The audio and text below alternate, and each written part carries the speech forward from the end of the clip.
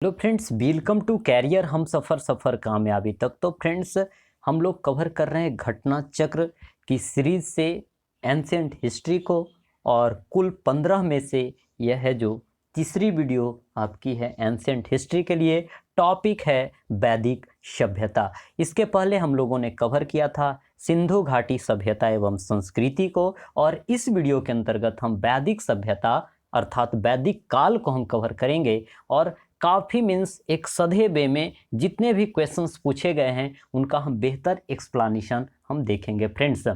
तो देखिए, सबसे पहले है जो हमें जानने चाहिए कि यह वैदिक सभ्यता आखिर है क्या, है ना। यह जो है वैदिक युग जो है वह क्या है। तो पिछली वीडियो में मैंने आपको बतलाया था कि सभ्यता और संस्कृति में क्या क्या डिफरेंसेस हैं। दोनों एक ही चीज़ें नहीं, दोनों अलग अलग बातें हैं। तो वहाँ से आप सभ्यता को एकदम क्लियर कर पाए होंगे। अब है जो हम समझेंगे कि यह वैदिक सभ्यता आखिर क्या था।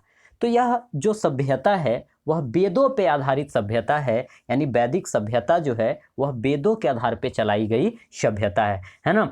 अब जरा देखिए कि इस वैदिक की हम बात करें तो यह वैदिक आखिर यह शब्द आया कैसे।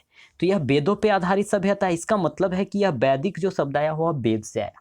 और यह जो वेद शब्द आया वह किससे आया दोस्त, तो यह है जो आपका बीद धातु से आया। किससे? बीद धातु से। अब जरा देखिए, बीद धातु यहाँ कहने का मेटल नॉन मेटल नहीं है। यहाँ धातु कहने का मतलब है कि किसी भी क्रिया का मूल रूप होता है, किसी भी क्रिया का मूल रूप या किसी भी शब्दों का जो मूल रूप होता है, जो रूट वर्ड हम इंग्लिश में बोलते हैं, तो उसका जो मूल रूप होता है जिससे उसकी उत्पत्ति होती है उसी को हम क्या कहते हैं? धातु कहते हैं। तो बीद धातु से आपका वेद शब्द की उत्पत्ति है। और बीद जो धातु है, बीद जो यहाँ रूट वर्ड है, उसका मूल जो अर्थ होता है वह ज्ञान होता है। क्या होता है? बीद का अर्थ ज्ञान। इसका मतलब क्या होगा कि वेद में ज्ञानों का संकलन होगा, ज्ञानों का संग्रह होगा। और इस चीज को पढ़ने वाला व्यक्ति, अब बतलाइए कि वेद को जो पढ़ने वाला व्यक्ति होगा, जो ज्ञान को ग्रहण करने वाला व्यक्ति होगा, जो ज्ञान को बांटने वाला जो व्यक्ति होगा, वह बतलाइए क्या ज्ञानी होगा कि नहीं। और जो व्यक्ति ज्ञानी हो जाता है उसे हम क्या कहते हैं? श्रेष्ठ कहते हैं, उसे हम कुलीन कहते हैं, उसे और भी हम कह सकेंगे सभ्य कहते हैं, है ना। तो आप समझ सकते हैं कि इसका मतलब क्या हुआ कि वैदिक सभ्यता के अंतर्गत हम सभ्य लोगों के बारे में पढ़ते हैं, हम कुलीन लोगों के बारे में हम अध्ययन करते हैं, है ना। हम ज्ञानी लोगों के बारे में अध्ययन करते हैं, और वे ज्ञानी लोग हैं जो किस नाम से जाने जाते हैं? आर्य लोग के नाम से जाने जाते हैं, आर्य लोग के नाम से जाने जाते हैं। अतः आर्यों की सभ्यता ही आपकी वैदिक सभ्यता है, कुलीनों की सभ्यता ही वैदिक सभ्यता है। और इसी के बारे में हम पूरी सीरीज में लगभग हम 93 क्वेश्चंस को कंप्लीट करेंगे, जो कि विभिन्न पीसीएस एग्जाम्स में पूछे गए हैं, जिसका कवरेज काफ़ी शानदार तरीके से फ्रेंड्स होगा। और फ्रेंड्स, इस वीडियो को आप हेडफोन लगा कर करके काफ़ी शानदार तरीके से कंसंट्रेट होकर करके एक बार में सुनिए। उसके बाद जो भी आपके पास बुक है उस बुक से इस सेम टॉपिक को आप कवर कीजिए, है ना। उसके बाद पुनः वहाँ पे जब उन बुक्स को पढ़ेंगे तो आपके अंदर एक विशेष प्रकार की अनुभूति होगी आपके अंदर कि हाँ, ऐसा क्वेश्चन बनता है, ऐसा क्वेश्चन पूछा जाता है। उन पॉइंट्स को आप क्या करेंगे? अंडरलाइन कर लेंगे, उसे याद कर लेंगे और पुनः इस वीडियो को देखेंगे। क्योंकि फ्रेंड्स, सक्सेस की आपका रिवीजन है। ऐसा नहीं कि आप बस एक बार देख कर करके छोड़ देंगे तो सभी दिनों के लिए, सदा के लिए आपको याद हो जाए। ऐसा नहीं है, आपको बार बार रिवीजन इससे करने चाहिए। तो वीडियो तो आपके पास पड़ा हुआ है, जब चाहे जब आपके पास टाइम मिले आप इसे देख कर ही जाएं एग्ज़ाम के पहले, तो यह ज़्यादा बेहतर होगा। लेकिन इससे पहले कि आप इतनी बार एग्ज़ाम से पहले देख लें कि आपको यह कंठस्थ हो जाए, है ना, यानी एकदम याद हो जाए। चलिए, तो इसमें हमारा सबसे पहला जो क्वेश्चन है फ्रेंड्स, क्या है? आर्य शब्द इंगित करता है। अब जरा देखिए, अभी हमने चर्चा किया हुआ है कि हम इस पूरे टॉपिक में आर्यों की बात के बारे में ही पढ़ेंगे, कुलीनों के बारे में ही पढ़ेंगे। तो जरा बताइए कि आर्य शब्द इंगित क्या करेगा? नृ जाति को या बरीजन को, भाषा समूह को, या श्रेष्ठ वन को? अब बताइए, आपको एकदम क्लियर हो चुका होगा कि यह जो श्रेष्ठ वंश को इंगित करेगा, है ना। श्रेष्ठ वंश कहने का मतलब यह आर्यों का वंश है। आर्य के वंश को हम, यानी आर्य जो सभ्यता है वह वैदिक सभ्यता का स्वरूप है। यही वैदिक जो वेद से बना है, और वह वेद जिसका अर्थ क्या होता है, ज्ञान होता है, और जो ज्ञान ग्रहण करेगा वह श्रेष्ठ तो होगा ही। इसका मतलब है कि आपको बस याद रखने यह है कि इसका मतलब क्या होता है, कुलीन होता है, श्रेष्ठ होता है। चलिए क्वेश्चन नंबर हम सेकेंड की हम बात करें फ्रेंड्स, तो क्लासिकीय संस्कृति में आर्य शब्द का क्या अर्थ है। तो आर्य शब्द का अर्थ क्लासिकीय संस्कृति में क्या दिया गया है, आपका एक उत्तम व्यक्ति होगा। जो ज्ञान ग्रहण करेगा वह कैसा व्यक्ति होगा, उत्तम व्यक्ति ही तो होगा, है ना। चलिए नेक्स्ट क्वेश्चन की हम बात करते हैं। तो इस जगह पे अब आपको क्या करना है, क्वेश्चन नंबर थर्ड में सबसे पुराना वेद कौन सा है।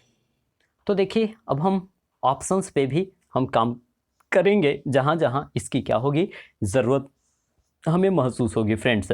अब देखिए सबसे पुराना वेद क्या है।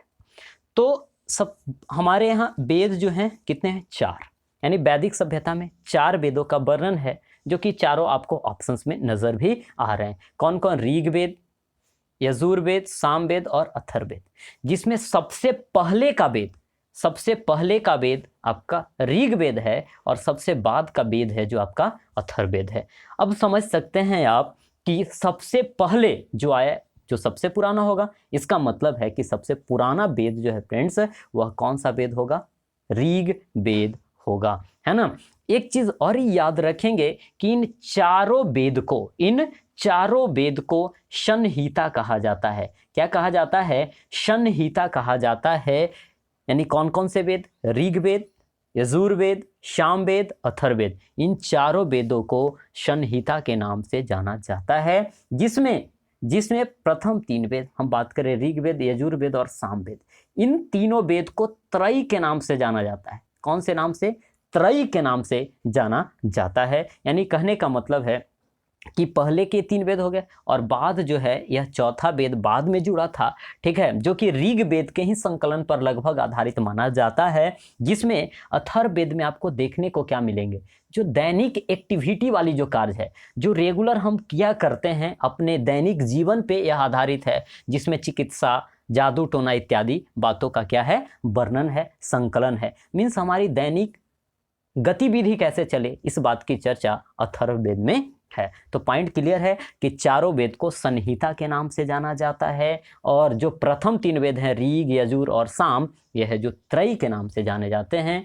और जो चौथा वेद अथर्ववेद है वह रेगुलर की एक्टिविटी पे आधारित है, जो कि सबसे नया वेद यह है। चलिए आगे जरा हम देखते हैं। तो अगला क्वेश्चन है हमारा फ्रेंड्स कि त्रयी के नाम से किसे जाना जाता है, यानी त्रयी नाम किसका है। अभी हमने चर्चा किया कि तीनों वेदों, 3 वेद कौन कौन जरा बतलाएंगे, थोड़ा रिमाइंड कीजिए वीडियो को पॉज करके, या जल्दी से स्मरण भी आप कर लेंगे। तो सबसे पहला वेद आपका ऋग्वेद है ना, ऋग्वेद। उसके बाद यजुर्वेद हम बात करें, उसके बाद हम बात करें कौन सा, सामवेद की बात करें, तो यह सामवेद। यानी यह जो तीनों वेद है आपका, यह क्या है, त्रयी के नाम से जाना जाता है। चलिए नेक्स्ट क्वेश्चन की जरा हम बात करें। तो क्वेश्चन नंबर हमारा 5 है कि किस वैदिक ग्रंथ में वर्ण शब्द का सर्वप्रथम उल्लेख मिलता है। अब जरा देखिए कि वर्ण शब्द का उल्लेख है जो सबसे पहले आपको कहाँ मिलेगा, ऋग्वेद में मिलेगा। अब जरा देखिए थोड़ी सी, अब यहीं पे हम चर्चा करेंगे सभी वेदों की। अब 4 वेद हैं तो जगह जगह पे हम चर्चा कर लेंगे, ताकि आपको डिस्कशन थोड़ी यूजफुल लगे। ऐसा नहीं कि एक ही जगह पे 4 वेदों की चर्चा करें, काफ़ी लंबी आपको लगने लगेगी बातें, है ना। तो देखिए सबसे पहले अब हम ऋग्वेद की चर्चा करेंगे, और वर्ण का जो उल्लेख है आपका कौन से वेद में है, ऋग्वेद में है। अब जरा देखिए आपको समझने चाहिए कि यह है जो वर्ण शब्द आया कैसे उसमें। तो आप जानते हैं कि यह जो वेद है, वेद आया आपका किससे, आर्यों से संबंधित है। इनके संकलनकर्ता सभी आर्य ही हैं, है ना। अब जरा देखिए इस जगह पे कि यह जो वर्ण शब्द है यह 2 स्वरूप में यूज हुआ। कितने स्वरूप में, 2 स्वरूप में। एक जो है गौर वर्ण, और एक है जो आपका कृष्ण वर्ण। कृष्ण मतलब आप समझते हैं काला, है ना। तो यह जो है कृष्ण वर्ण, यह आया दासों के लिए। दास कहने का मतलब गुलाम के लिए, है ना, जो दूसरे के अधीन कार्य करता हो। और जो आर्य थे वह खुद के लिए जो शब्द यूज करते थे वह गौर, यानी गौर जो है वर्ण आता था किसके लिए, आर्य के लिए। जैसे आज भी हम देखते हैं कि काले गोरे का फर्क बतलाया जाता है ना, विभिन्न जगहों पे काले गोरे का भेद है। तो आप समझते हैं इस चीज़ को, वर्ण का मतलब आप समझ पा रहे हैं। तो कहने का मतलब गौर है जो आर्यों के लिए यूज किया गया था, कृष्ण है जो दासों के लिए यूज किया गया था। और इस बात की सबसे पहली जो चर्चा है यह कौन सी वेद में, ऋग वेद में देखने को मिलती है। एक चीज और है कि ऋग वेद में आपको पता भी है कि कुल मिलाकर करके 10 मंडल हैं। कितने मंडल हैं? ऋग वेद में कुल 10 मंडल हैं, 1028 सूक्त हैं, 1028 सूक्त हैं, और 10,000 प्लस जो हैं आपकी क्या है इसमें, ऋचाएं हैं, है ना। 10,000 प्लस, यानी 10,000 प्लस क्या है, ऋचाएं हैं। तो कहने का मतलब है इस जगह पे आप समझ सकते हैं, ऋचाएं कहने का मतलब मंत्र इत्यादि हैं इसमें। तो जरा अब थोड़ी सी ध्यान देंगे कि ऋग वेद में कुल 10 मंडल हुए, जिसमें 7 जो है माने जाते हैं प्राचीन, यानी 7 जो हैं ओरिजिनल माने जाते हैं, और 3 जो हैं 7 के बाद 8, 9 और 10वें मंडल जो माने जाते हैं कि उसमें बाद में जोड़ा गया है। और जो अभी हम वर्ण शब्द की चर्चा कर रहे हैं, इसके 10वें मंडल में ही एक चतवारिक सूत्र जिसे हम पुरुष सूक्त के नाम से जानते हैं, 10वें मंडल में ही चतवारिक सूत्र अर्थात पुरुष सूक्त की चर्चा की गई है, जिसमें बतलाया गया है कि ब्रह्मा के मुँह से ब्राह्मण, और आपका क्या भुजाओं से क्या निकला है, भुजाओं से निकला है क्या, तो क्षत्रिय, जांग से क्या निकला है, जांग से निकला है आपका वैश्य, और पैरों से है जो शूद्र। इस बात की चर्चा है जो पुरुष सूक्त में मिलती है। पुरुष सूक्त क्वेश्चन पूछा जाएगा कि ऋग्वेद के कैवें मंडल से संबंधित है, तो फ्रेंड्स याद रखेंगे यह 10वें मंडल से संबंधित है। अब जरा देखिए इसमें कौन कौन से मंडल आपके लिए इंपॉर्टेंट हैं, वहाँ से जहाँ से क्वेश्चन बनते हैं उन मंडल की मैं चर्चा करना चाहूँगा, जिसमें याद रखेंगे कि ऋग्वेद के तीसरे मंडल में गायत्री मंत्र की चर्चा है। और वही गायत्री मंत्र जो हम लोग स्कूल में प्रेयर के समय गाया करते थे, वह गायत्री मंत्र जो लगभग लोगों को याद भी होता है, क्या, ओम भूर्भुवस्सुवः तत्सवितुर्वरेण्यं भर्गो देवस्य धीमहि धियो यो न प्रचोदयात्। वह जो है आपका गायत्री मंत्र है। और यह जो गायत्री मंत्र है वह किसको समर्पित है? सूर्य देवता सावित्री को समर्पित है। किसे समर्पित है? सावित्री को यह फ्रेंड्स गायत्री मंत्र है जो समर्पित है। तो याद रहेगा या? हाँ, याद आपको रहने चाहिए। और इस तीसरे मंडल की जो रचयिता हैं वे कौन हैं? विश्वामित्र। चलिए, तो 4-5 क्वेश्चंस यहाँ से आपको निकल गए कि तीसरे मंडल में गायत्री मंत्र की चर्चा है, समर्पित है सावित्री को, और रचयिता है विश्वामित्र। इसके बाद है जो एक क्वेश्चन और भी पूछा जाता है कि इसके 5वें मंडल के रचयिता कौन है? तो अत्रि याद रखेंगे, कौन? अत्रि। और इसके 7वें मंडल की हम चर्चा करें तो यह वशिष्ठ हैं, यानी वशिष्ठ के द्वारा 7वें मंडल की चर्चा करी गई है। और यही जो 7वां मंडल है जिसमें 10 राग युग की चर्चा है, जिसकी चर्चा मैं आगे भी करूंगा, तो यह वशिष्ठ हैं। 8वें मंडल जो कि हाथ से लिखा गया है, यही कारण से इसे खील कहा जाता है। हस्तलिखित ऋचाओं को क्या कहा जाता है? खील कहा जाता है फ्रेंड्स। और याद रखेंगे एक चीज और कि एक 9वें मंडल में एक बात की चर्चा है जिसमें क्या बोला जाता है, इसमें क्या है कि वर्ण व्यवस्था या फिर मीन्स इसमें जन्म के आधार पे किसी प्रकार की पेशा वृत्ति की चर्चा नहीं है। उसमें बतलाया गया है, एक लड़का क्या बोलता है कि मैं एक विद्यार्थी हूँ, मेरे पिताजी विशज हैं, विशज कहने का मतलब वैद्य हैं, डॉक्टर हैं, जबकि मेरी माता चक्की पीसती है। तो इस बात से यह पता चलता है कि यहाँ पे कर्मों के आधार पे यहाँ पे व्यवस्थाएं हमारे यहाँ चलती थी, मीन्स उस समय चलती थी, लेकिन आज जो हैं यह क्या है, मीन्स जन्म आधारित देखने को मिलते हैं। तो यह देखने से यह पता चलता है, इस बात से यह पता चलता है कि ऋग्वेद के प्रारंभिक काल में क्या आपको देखने को मिलेंगे? कर्म आधारित व्यवस्था देखने को मिलते हैं सामाजिक, जबकि आपको उत्तर वैदिक काल में देखने को जो मिलेंगे वह है जो जन्म आधारित व्यवस्था देखने को मिलती है। तो चलिए फ्रेंड्स, उम्मीद है कि इतना बातें आपको क्लियर हो चुकी है। चलिए क्वेश्चन नंबर हम 6 की बात करें तो वर्ण व्यवस्था से संबंधित पुरुष सूक्त मूल्यतः कहाँ पाया जाता है, यानी कहाँ हमें मिलेगा, तो किससे संबंधित, वर्ण व्यवस्था के संबंध में पुरुष सूक्त।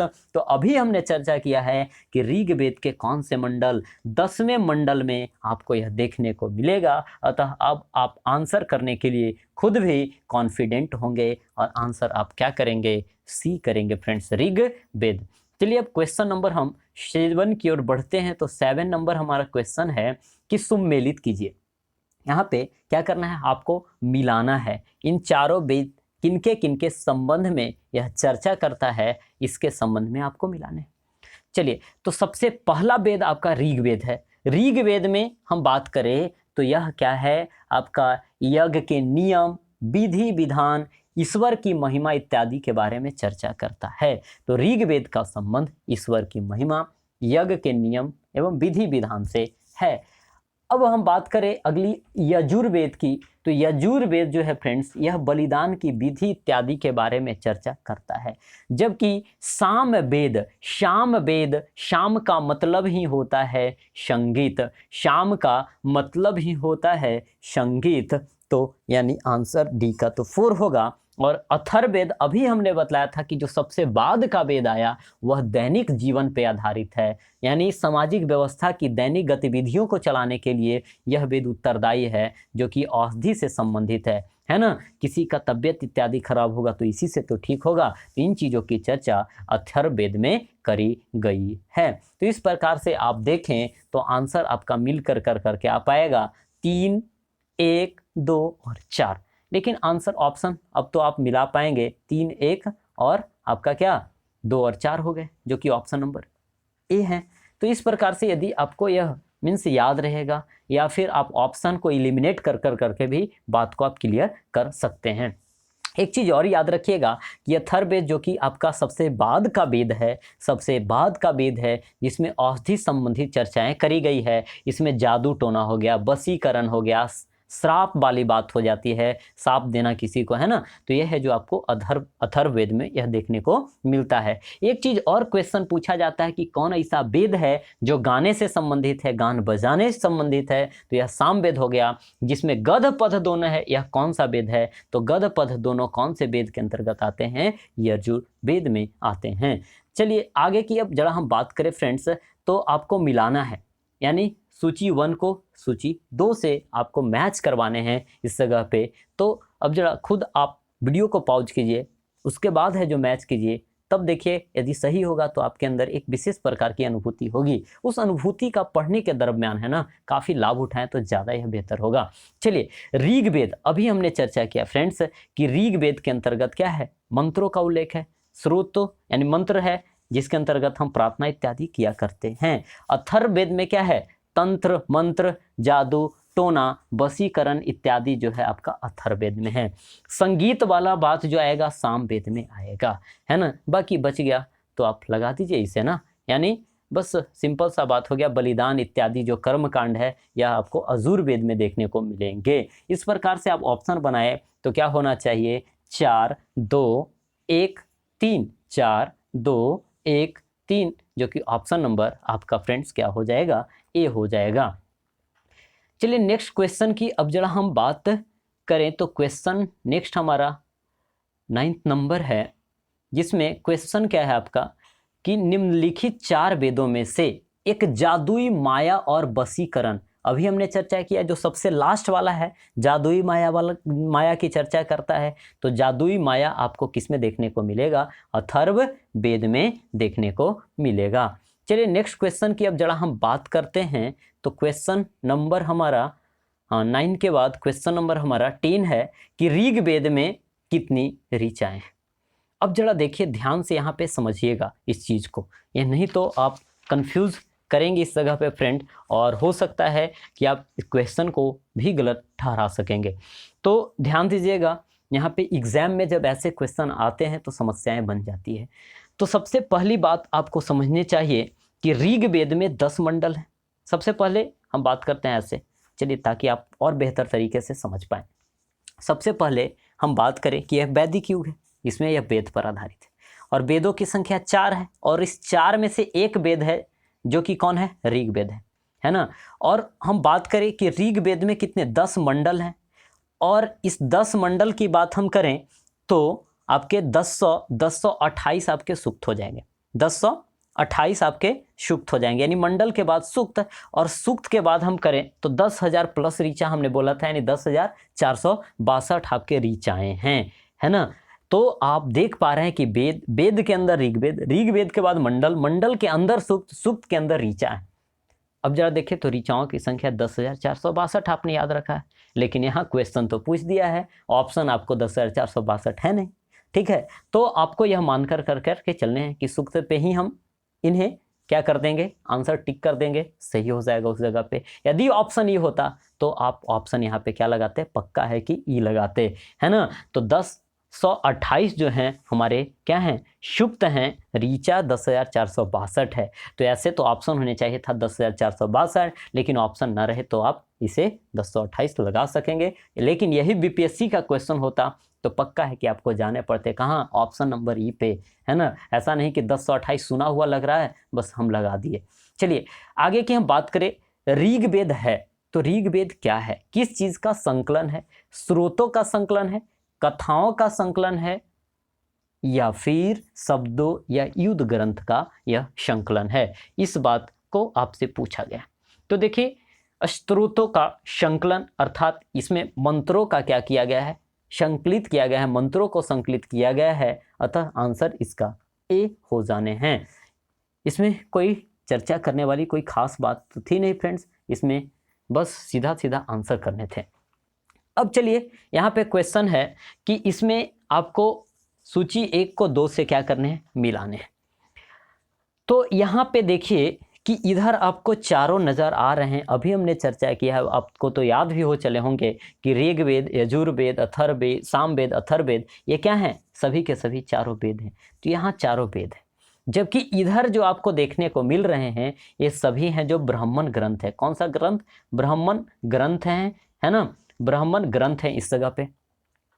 तो आपको यह बतलाना है कि कौन से ब्राह्मण ग्रंथ कौन से वेद से संबंधित हैं। तो इसे तो आपको याद रखने पड़ेंगे, है ना। यहाँ पे समझने वाली बात नहीं, पहले याद कीजिए उसके बाद है जो इन चीज़ों को आप जोड़ पाएंगे, है ना। तो ऋग्वेद से संबंधित जो ब्राह्मण है वह कौन सा ब्राह्मण है फ्रेंड्स, तो याद रखेंगे कि ऐत्रेय ब्राह्मण आपका संबंधित है ऋग्वेद से संबंधित है। उसके बाद हम बात करें तो साम वेद जो है वह पंचबीस से संबंधित है, पंचबीस से संबंधित है। अथर्व वेद से संबंधित जो ब्राह्मण है वह गोपथ ब्राह्मण है, गोपथ ब्राह्मण है। और यजुर्वेद से संबंधित जो है आपका शतपथ ब्राह्मण है। यह बात बार बार रिपीट होगी, इस बात का आपको ख्याल रखने चाहिए कि ऐत्रेय का संबंध ऋग्वेद से है। पंचबीस के साथ साथ और भी आता है आपका, याद रखेंगे टांडय, जैमनीय, क्या क्या बोला हमने, टांडय, जैमनीय, तो ये जैमनीय का संबंध आपको मिलेगा किससे, सामवेद से ही देखने को मिलेगा, सामवेद से ही आपको देखने को मिलेगा जैमनीय और टांडय का। जबकि हम बात करें, एक चीज और याद रखेंगे ऋग्वेद के संबंध में, कौशितकी,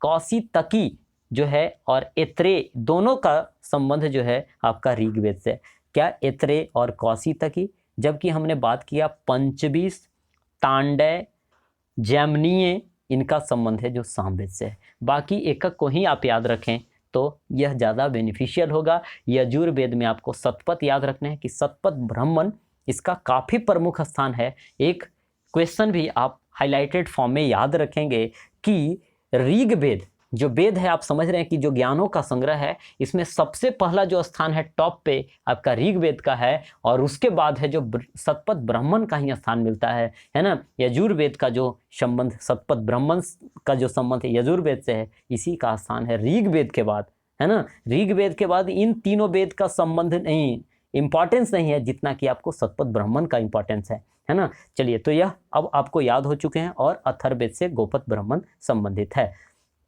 नेक्स्ट क्वेश्चन की जरा हम बात करें अब फ्रेंड्स, तो नेक्स्ट क्वेश्चन की हम बात करें तो क्वेश्चन नंबर हमारे पास है अब 13, है ना।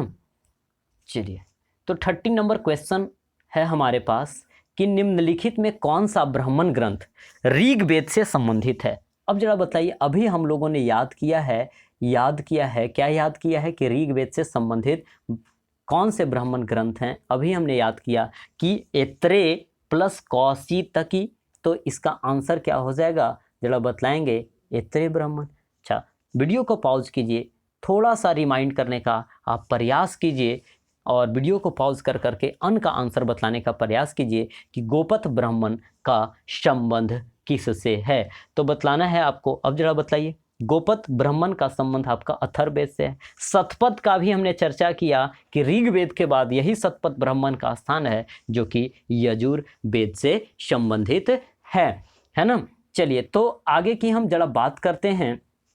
आगे की हम बात करें फ्रेंड्स, तो क्वेश्चन हमारा 14 है जो कि गोपथ ब्राह्मण किससे संबंधित है। तो गोपथ ब्राह्मण आपका संबंध गोपथ ब्राह्मण का अथर्ववेद से है। नेक्स्ट क्वेश्चन की हम बात करते हैं, तो ऋग्वेद का कौन सा मंडल सोम देवता को समर्पित है, यानी सोम को समर्पित मंडल आपको बतलाने। तो ऋग्वेद में कुल मिलाकर करके 10 मंडल है, जिसके 9वें मंडल में सोम देवता का उल्लेख है, यानी सोम को समर्पित मंडल यह है जो 10वां है। और इसी में आपको सूक्तों की संख्या जो मिलेगी 114 सूक्त हैं जो सोम को समर्पित है। और इसी में बोला गया क्या कि मैं कवि हूँ, मेरे पिताजी वैद्य हैं अर्थात डॉक्टर हैं और मेरी माता चक्की पीसती है। तो यह ऋग्वेद के 9वें मंडल में ही चर्चा है। जबकि 10वें मंडल से क्वेश्चन क्या आता है कि पुरुष सूक्त की चर्चा 10वें मंडल में है, 10 राग युग की चर्चा आपके 7वें मंडल में है और 8वां मंडल है जिसे हस्तलिखित है और इसे है जो खील के नाम से जाना जाता है। चलिए नेक्स्ट क्वेश्चन की बात करें, तो ऋग्वेद संहिता का 9वां मंडल पूर्णतः किसको समर्पित है। अभी हम लोगों ने चर्चा किया कि ऋग्वेद का जो 9वां मंडल है वह है जो सोम देवता को समर्पित है, जिसे पेय पर नामाकृत देवता, यानी वह पेय पदार्थ सोमरस जानते होंगे ही, शराब इत्यादि को कहा जाता है क्या, सोमरस कहा जाता है। तो यह है जो आपको 9वें मंडल में इस बात की चर्चा देखने को मिलती है। आगे जरा देखिए, क्वेश्चन है आपका क्या कि यज्ञ संबंधित विधि विधानों का पता चलता है। तो यज्ञ जो था, कर्मकांड था, बलि वाला जो है ये आपका कहाँ से संबंधित है, आपका यजुर्वेद से संबंधित है। कौन से वेद से, यजुर्वेद से। यज्ञ के नियम, विधि विधान, बलि दान इत्यादि का संबंध जो है आपका यजुर्वेद से है। नेक्स्ट क्वेश्चन की जरा हम बात करें फ्रेंड्स, तो नेक्स्ट क्वेश्चन हमारा है कि निम्नलिखित में किसका संकलन ऋग्वेद पर आधारित है।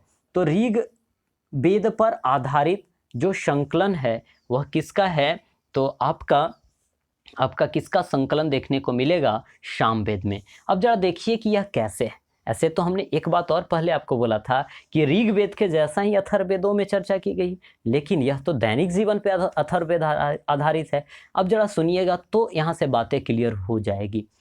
कुल मिलाकर के 1810 उसमें छंद लिखे गए, किसमें, सामवेद में, जिसमें 75 केवल नए हैं। अब बाकी डिट्टो छाप दिया गया है किसका वाला, ऋग्वेद वाला। तो ये बताइए इसका संकलन पूर्णतः ऋग्वेद पे आधारित हुआ या नहीं। यानी कि हम बात करें इसे जब हम घटाए तो 25 आपका इधर से हो जाएगा 1035, मतलब हम बात करें तो 1735 जो छंद हैं डिट्टो ऋग्वेद के हैं। तो यही कारण से इसे यहाँ पे कहा जाएगा कि यह है जो सामवेद जो है ऋग्वेद पर आधारित संकलन है। चलिए नेक्स्ट क्वेश्चन की जरा हम बात करते हैं, तो भारत के किस स्थल की खुदाई लौह धातु के प्रचलन के प्राचीनतम प्रमाण मिले हैं। तो भारत के यह जो क्षेत्र हैं वह कौन है, अंतरंजी खेड़ा। कौन सा क्षेत्र, अंतरंजी खेड़ा के साथ साथ और भी जगहों से मिले हैं, जैसे आपका अहिछत्र हो गया, आलमगीरपुर हो गया, मथुरा हो गया, मथुरा के साथ साथ रोपड़ इत्यादि जगहों से यह मिले हैं। किस चीज़ के, लौह के अवशेष मिले हैं। तो 2-4 नाम आप याद रखेंगे, मथुरा आपको याद ही रहेगा, है ना। मथुरा के साथ साथ रोपड़, जो कि आपने पिछली वीडियो में भी देखा था, रोपड़ पंजाब वाले क्षेत्र में पड़ते हैं, है ना। और यहाँ पे देखिए अतरंजी खेड़ा की बात करी जा रही है, तो अतरंजी खेड़ा में यह मिला करता था। चलिए अब जरा देखिए यहाँ पे शब्दावली आई है उपनिषद, है ना, उपनिषद।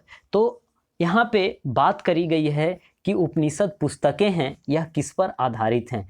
तो यह है जो किस पर आधारित हैं, इस बात की हम चर्चा करेंगे, यानी उपनिषद के संबंध में थोड़ा हम जानने का प्रयास करेंगे ताकि हमारा यह कंसेप्ट और इनके संबंध में क्लियर होता चला जाए और आपको यह बातें क्लियर मीन्स समझ में आए, है ना। तो देखिए उपनिषद है क्या आखिर। तो उपनिषद यह श्रुति धर्म ग्रंथ है। श्रुति कहने का मतलब आप समझें सुनने पे जो आधारित है, यानी वैसा धर्म ग्रंथ जो श्रुतियों पर आधारित है, सुनने के आधार पर आधारित है। और इसकी रचना ही इसलिए करी गई थी, जिसके संबंध में हम बात करें तो ब्रह्मा अथवा आत्मा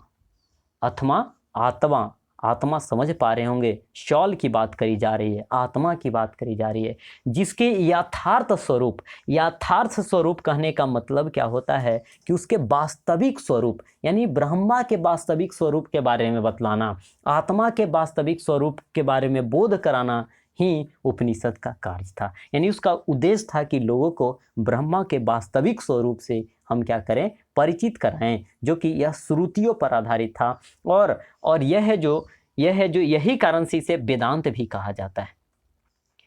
यानी इसमें भी तो लोगों का ज्ञान बढ़ रहा है ना।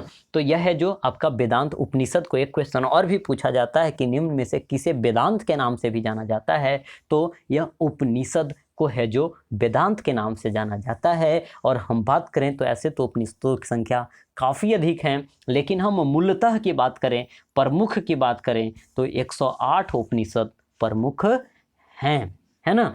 अब जरा देखिए, तो यहाँ तक तो क्लियर हो गया कि उपनिषद आखिर आया था क्यों, है ना। तो यह आया था कि ब्रह्मा अथवा आत्मा के बोध कराना, उसके वास्तविक स्वरूप के बारे में लोगों को बतलाने के लिए यह जो उपनिषद आई, जो कि श्रुति आधारित है, सुनने के आधार पे यह है जो इसकी रचना करी गई थी। और इसमें मोक्ष की चर्चा करी गई है कि आप भगवान को कैसे प्राप्त कर पाओगे, इस बात की चर्चा है जो आपका उपनिषद में है। अब जरा देखिए उपनिषद का अर्थ क्या होता है। समीप बैठना, यानी कहने का मतलब है कि कोई आपको यह श्रुति करवाए, यह कोई सुनाए कि कैसे है जो हम ब्रह्मा को प्राप्त करेंगे, कैसे है जो हम आत्मा के वास्तविक स्वरूप को समझ पाएं। तो इसी को बैठा कर करके सुनाया जाता था, है ना।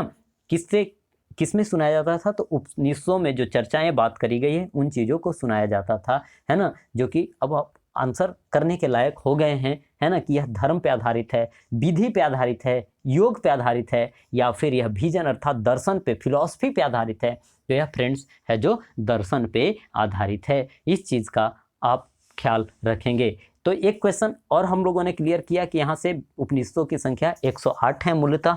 अच्छा, अभी हमने चर्चा किया था कि वेद की संख्या 4 है, वेदांग की संख्या 6 है, पुराणों की संख्या जो है, यानी महापुराण की हम बात करें तो महापुराणों की संख्या कितनी है, 18 है।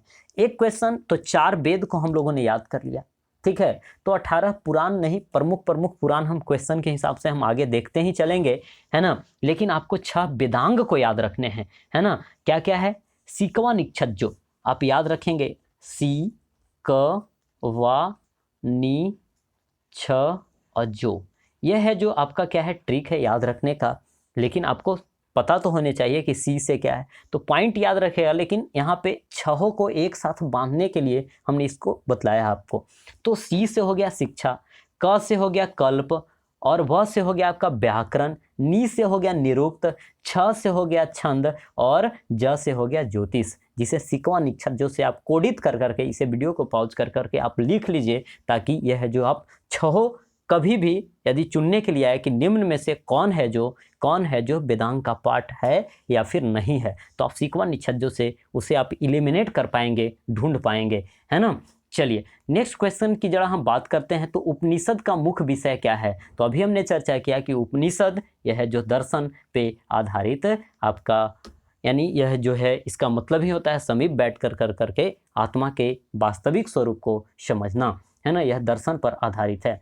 नेक्स्ट क्वेश्चन की हम बात करें तो निम्नलिखित में से किस एक वैदिक साहित्य में मोक्ष की चर्चा मिलती है। अभी हमने चर्चा किया है दोस्त कि मोक्ष की चर्चा है जो कहाँ मिलती है, उपनिषदों में मिलती है। और यह उपनिषद का श्वेताश्वर स्वरूप में यह हमें देखने को मिलता है। श्वेताश्वर स्वरूप कहने का मतलब है कि उसमें घोड़ा का यानी श्वेत घोड़े का स्वरूप है जो उसमें दर्शाया गया है। चलिए नेक्स्ट क्वेश्चन की जरा हम बात करते हैं। तो नेक्स्ट क्वेश्चन है हमारा कि अध्यात्म ज्ञान के विषय में, अध्यात्म ज्ञान के विषय में नचिकेता और यम का संवाद कौन से उपनिषद में देखने को मिलता है? यह पहले से भी आपको याद होगा ही, और नहीं याद है तो याद कर लीजिए। इस बात की चर्चा आपको कठोपनिषद में देखने को मिलती है। कहाँ मिलती है? कठोपनिषद में देखने को मिलती है। अब जरा ध्यान देंगे और इनके संबंध में थोड़ा सा आप समझने का प्रयास करेंगे तो बातें और यहाँ पे क्लियर होगी। देखिए यहाँ पे यम और नचिकेता दो बातें करी जाती है। यम जो थे वह आचार्य थे। क्या थे? आचार्य। आचार्य का काम क्या होता है? उपदेश देना। और यह उपदेश किसे दे रहे थे? नचिकेता। जिसमें यम ने बतलाया, क्या बतलाया? कि आत्मा का ना तो कभी जन्म होता है ना ही इसकी कभी मृत्यु होती है। किन्होंने बतलाया? यम ने बतलाया। किसे बतलाया? नचिकेता को बतलाया कि आत्मा का ना तो कभी जन्म होता है और ना ही कभी मृत्यु होती है। इस बात की चर्चा कठोपनिषद में करी गई है, जिसे कृष्ण यजुर्वेद का उपनिषद भी कहा जाता है। अर्थात हम बात करें कि आत्मा जो है वह क्या है? अजन्मा है, नित्य है, शाश्वत है, मतलब अभी विद्यमान है। यानी अजन्मा मतलब जिसका जन्म ही नहीं हुआ है ना, और जिसका जन्म ही नहीं होगा तो मरेगा कैसे? तो यही बात की चर्चा आपको कठोपनिषद में देखने को मिलती है। एक चीज और भी है फ्रेंड्स, आपका मुंडको उपनिषद, ठीक है, मंडुक नहीं, मुंडको उपनिषद। मंडुको उपनिषद में इस बात की चर्चा है। किस बात की चर्चा? एक बात पूछा जाता है कि सत्यमेव जयते। कौन सा? सत्यमेव जयते। सत्यमेव जयते कहाँ से लिया गया है? तो यह है जो आपका मुंडको उपनिषद से लिया गया है। इसी मुंडको उपनिषद में आपका फूटी यज्ञ की जो तुलना है, यानी फूटी हुई नाव से तुलना करी गई है। यानी यज्ञ उल्टा कह दिया हमने, हाँ, यज्ञ की तुलना फूटी हुई नाव से करी गई है। और यह जो सत्यमेव जयते है, आप देखते हैं कि जो अशोक स्तंभ है, सारनाथ का जो अशोक स्तंभ है, तो उसे है जो नेशनल इम्ब्लेम बनाया गया है, राष्ट्रीय चिन्ह बनाया गया है, और उसके नीचे में लिखा जाता है सत्यमेव जयते, यानी सत्य की क्या होती है? विजय होती है। इस बात की चर्चा करी गई है। चलिए आगे की जरा हम बात करें तो नचिकेता आख्यान का उल्लेख मिलता है। अभी हमने चर्चा किया कि यह कहाँ से? कठोपनिषद में इस बात की चर्चा करी गई है। नेक्स्ट क्वेश्चन की अब जरा हम बात करें, उपनिषद काल में राजा अश्वपति शासक थे। तो राजा अश्वपति जो थे, यानी अश्वपति, वह कहाँ के शासक थे उपनिषद काल में? तो यह कैकेय के शासक थे। यानी कहने का मतलब है कि वेदों के बाद जो काल आया वह उपनिषद का काल हुआ। यानी 600 ईस्वी के आसपास वाले जो काल हैं वह उपनिषद काल के नाम से जाने गए, है ना। तो इसमें अश्वपति जो थे वह कैकेय के राजा थे। जबकि हम बात करें कि विदेह के राजा कौन थे, तो राजा जनक थे। विदेह के राजा कौन थे? राजा जनक। काशी के राजा तो उस समय अजात शत्रु का नाम आता है काशी के राजा के फॉर्म में। और हम बात करें पंचाल के राजा के रूप में आपका जो नाम आता है वह आता है प्रवाहन जावाली। प्रवाहन जावली, है ना। प्रवाहन जावाली का नाम आता है पंचाल के राजा के रूप में। चलिए नेक्स्ट क्वेश्चन की हम बात करें तो आपको सही क्रम दर्शाना है ना, कि कौन सा है जो आपका जो वैदिक साहित्य है उनका क्रम आने का कौन सा रहा। तो सबसे पहले आप पढ़ ही रहे हैं वैदिक संहिताएं। वैदिक संहिताएं कहने का मतलब आपका चारों वेद हो गया। पहले भी हमने चर्चा किया था कि ऋग्वेद, यजुर्वेद, सामवेद, अथर्ववेद, इन सभी को वैदिक संहिता के नाम से जाना जाता है। उसके बाद आपका ब्राह्मण आया, उसके बाद अरण्यक, और अरण्यक के बाद उपनिषद। इस क्रम को आप याद रखेंगे फ्रेंड्स, है ना। तो यह है जो आपके लिए कारगर साबित होगा। चलिए नेक्स्ट क्वेश्चन की जरा हम बात करें, 26 के बाद आपका क्वेश्चन नंबर 27 आएगा। चलिए आरंभिक वैदिक साहित्य में सर्वाधिक वर्णित नदी कौन सा है? मतलब प्रारंभ में जो वैदिक साहित्य है, अर्थात आरंभिक वैदिक साहित्य किसे कहेंगे? जो सबसे पहले आया होगा, और सबसे पहले आया है इसका मतलब वह कौन सी वेद की चर्चा करी जा रही है? ऋग वेद की। इसका मतलब क्वेश्चन इसका पूछने का यह है कि इनडायरेक्ट रूप से ऋग वेद कहा जा रहा है कि ऋग वेद में सबसे अधिक कौन सी नदियों का वर्णन है ना? तो सबसे अधिक बार याद रखेंगे कि ऋग वेद में जो वर्णित नदी है वह कौन सी नदी है? सिंधु नदी है। कौन सी नदी है? सिंधु नदी है। और वैदिक काल में सिंधु नदी का काफ़ी मीन्स हम बात करें तो आर्थिक महत्व था, और जिसके कारण से इसे हिरण्ययनी कहा गया है। हिरण्ययनी कहा गया है ना? यानी कहने का मतलब है कि आर्थिक महत्व मीन्स ज़्यादा था, इस जगह से काफ़ी लोग मीन्स क्या करते थे, बात हम करें तो आप कह सकते हैं उपज से संबंधित कार्य किया करते थे। और क्या किया करते थे? विभिन्न प्रकार का आभूषण इत्यादि भी इन सभी क्षेत्रों से निकाला जाता था सिंधु नदी से। एक चीज़ आपने देखा होगा मोहनजोदाड़ो वाले क्षेत्र में भी, मोहनजोदाड़ो जो फिल्म देखा होगा तो खैर आपका सिंधु घाटी सभ्यता संबंधित है, लेकिन उसमें भी सोना इत्यादि के बारे में है जो बतलाया गया है, और उसमें नदी का पानी रोका जाता है क्या निकालने के लिए? सोना निकालने के लिए, है ना? तो हिरण्ययन यही कारण से इसे कहा गया कि आर्थिक इसका महत्व था, और सर्वाधिक बार चर्चित नदी जो है आपका सिंधु नदी है ना? अब जरा देखिए कि यहाँ जो 3 नदियाँ हैं इनसे संबंधित क्वेश्चन बनते हैं। सबसे पवित्र नदी जो है आपकी कौन थी? सरस्वती। सबसे पवित्र नदी हम बात करें तो सरस्वती। और सरस्वती को अन्य नामों से भी जाना जाता था। क्या क्या? तो मातेत्तमा, मातेत्तमा। अब जरा देखिए मातेत्तमा कहने का मतलब क्या होता है कि माँओं में सबसे जो प्रमुख होगी, सबसे अच्छी जो माँ होगी उसे है जो मातेत्तमा कहा गया। एक बोला गया है क्या? देवीतमा। देवीतमा यानी सबसे अच्छी जो देवी होगी, सबसे जो प्रमुख देवी होगी उसे सरस्वती कहा गया। नदीतमा कहा गया। क्या बोला गया? नदीतमा। नदीतमा कहने का मतलब क्या हो गया? नदियों में सबसे जो प्रमुख होगी वह सरस्वती होगी। यानी सरस्वती के 3 नाम दिए गए, मातेत्तमा, देवीतमा, नदीतमा। मातेत्तमा का मतलब जरा बतलाएंगे, बोलिए, खुद से बोलिए थोड़ी, तो और है जो पढ़ने का आपका इंटरेस्ट है जो इसके प्रति बढ़ेगा। सबसे अच्छी माँ, सबसे अच्छी देवी देवीतमा, और सबसे अच्छी नदी नदीतमा जो कि है आपकी सरस्वती। तो सबसे पवित्र नदी माना गया सरस्वती को। सर्वाधिक बार चर्चा है जो सिंधु की, और गंगा। गंगा अपने आप में यूनिक है, याद करने के तरीका से ही बतला रहा मैं ताकि आपको याद रहे। हाँ, तो गंगा की चर्चा है जो आपको 1 बार करी गई है। कितनी बार? 1 बार चर्चा करी गई है। जबकि यमुना का चर्चा पूछा जाता है तो याद रखेंगे यमुना, 3 बार हमने घेर दिया। तो यमुना की चर्चा 3 बार। गंगा अपने आप में यूनिक है। यूनिक कहने का मतलब सिंगल, यानी अनोखा होगा तो एक ही होगा, यानी गंगा की चर्चा 1 बार, फिर यमुना की चर्चा 3 बार, और सिंधु की चर्चा सर्वाधिक बार करी गई। अच्छा, यह जो सतुद्री है, सतुद्री है जो किसे कहा जाता था? तो सतुद्री वैदिक नदी है जिसका अभी नया नाम है आपका क्या? सतलज। क्या इसका नया नाम है? सतलज है। इस बात का ख्याल आपको रखनी चाहिए। चलिए नेक्स्ट क्वेश्चन की जरा हम बात करते हैं। तो कौन सी वैदिक नदी है? यानी वैदिक नदी की पहचान निम्नांकित नदियों के साथ करी जाती है। तो क्या है? वैदिक नदी अस्कनी।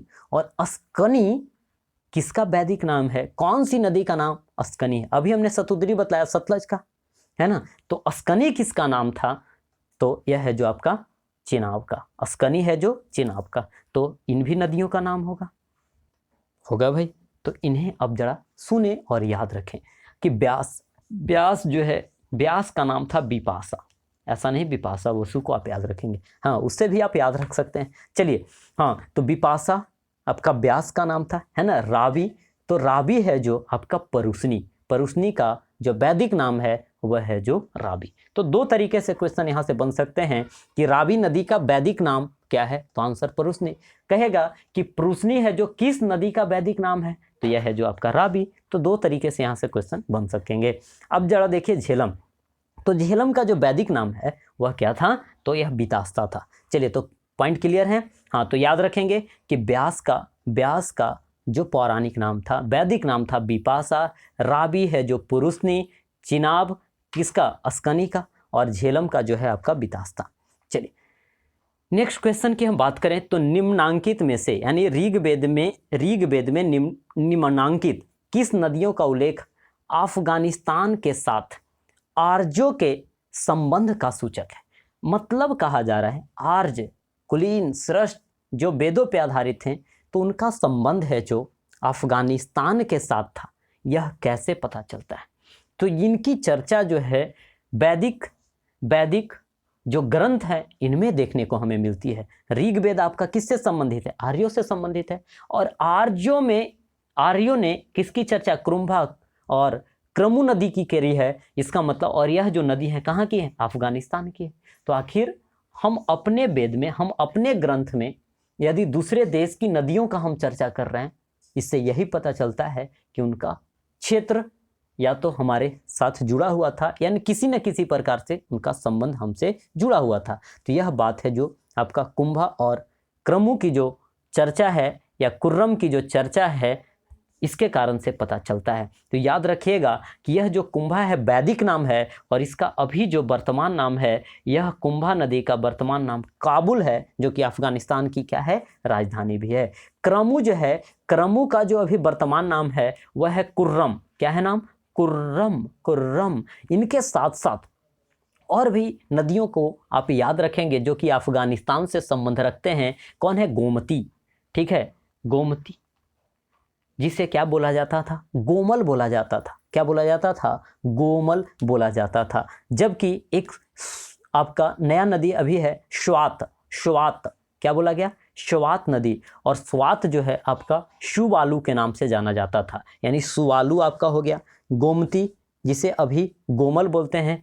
क्रमु को हम क्या बोलते हैं, तो कुर्रम बोलते हैं। और कुंभा को हम क्या बोलते हैं, तो कुंभा अर्थात काबुल को हम बोलते हैं। चलिए, तो इतने पॉइंट आपको याद हो चुके हैं।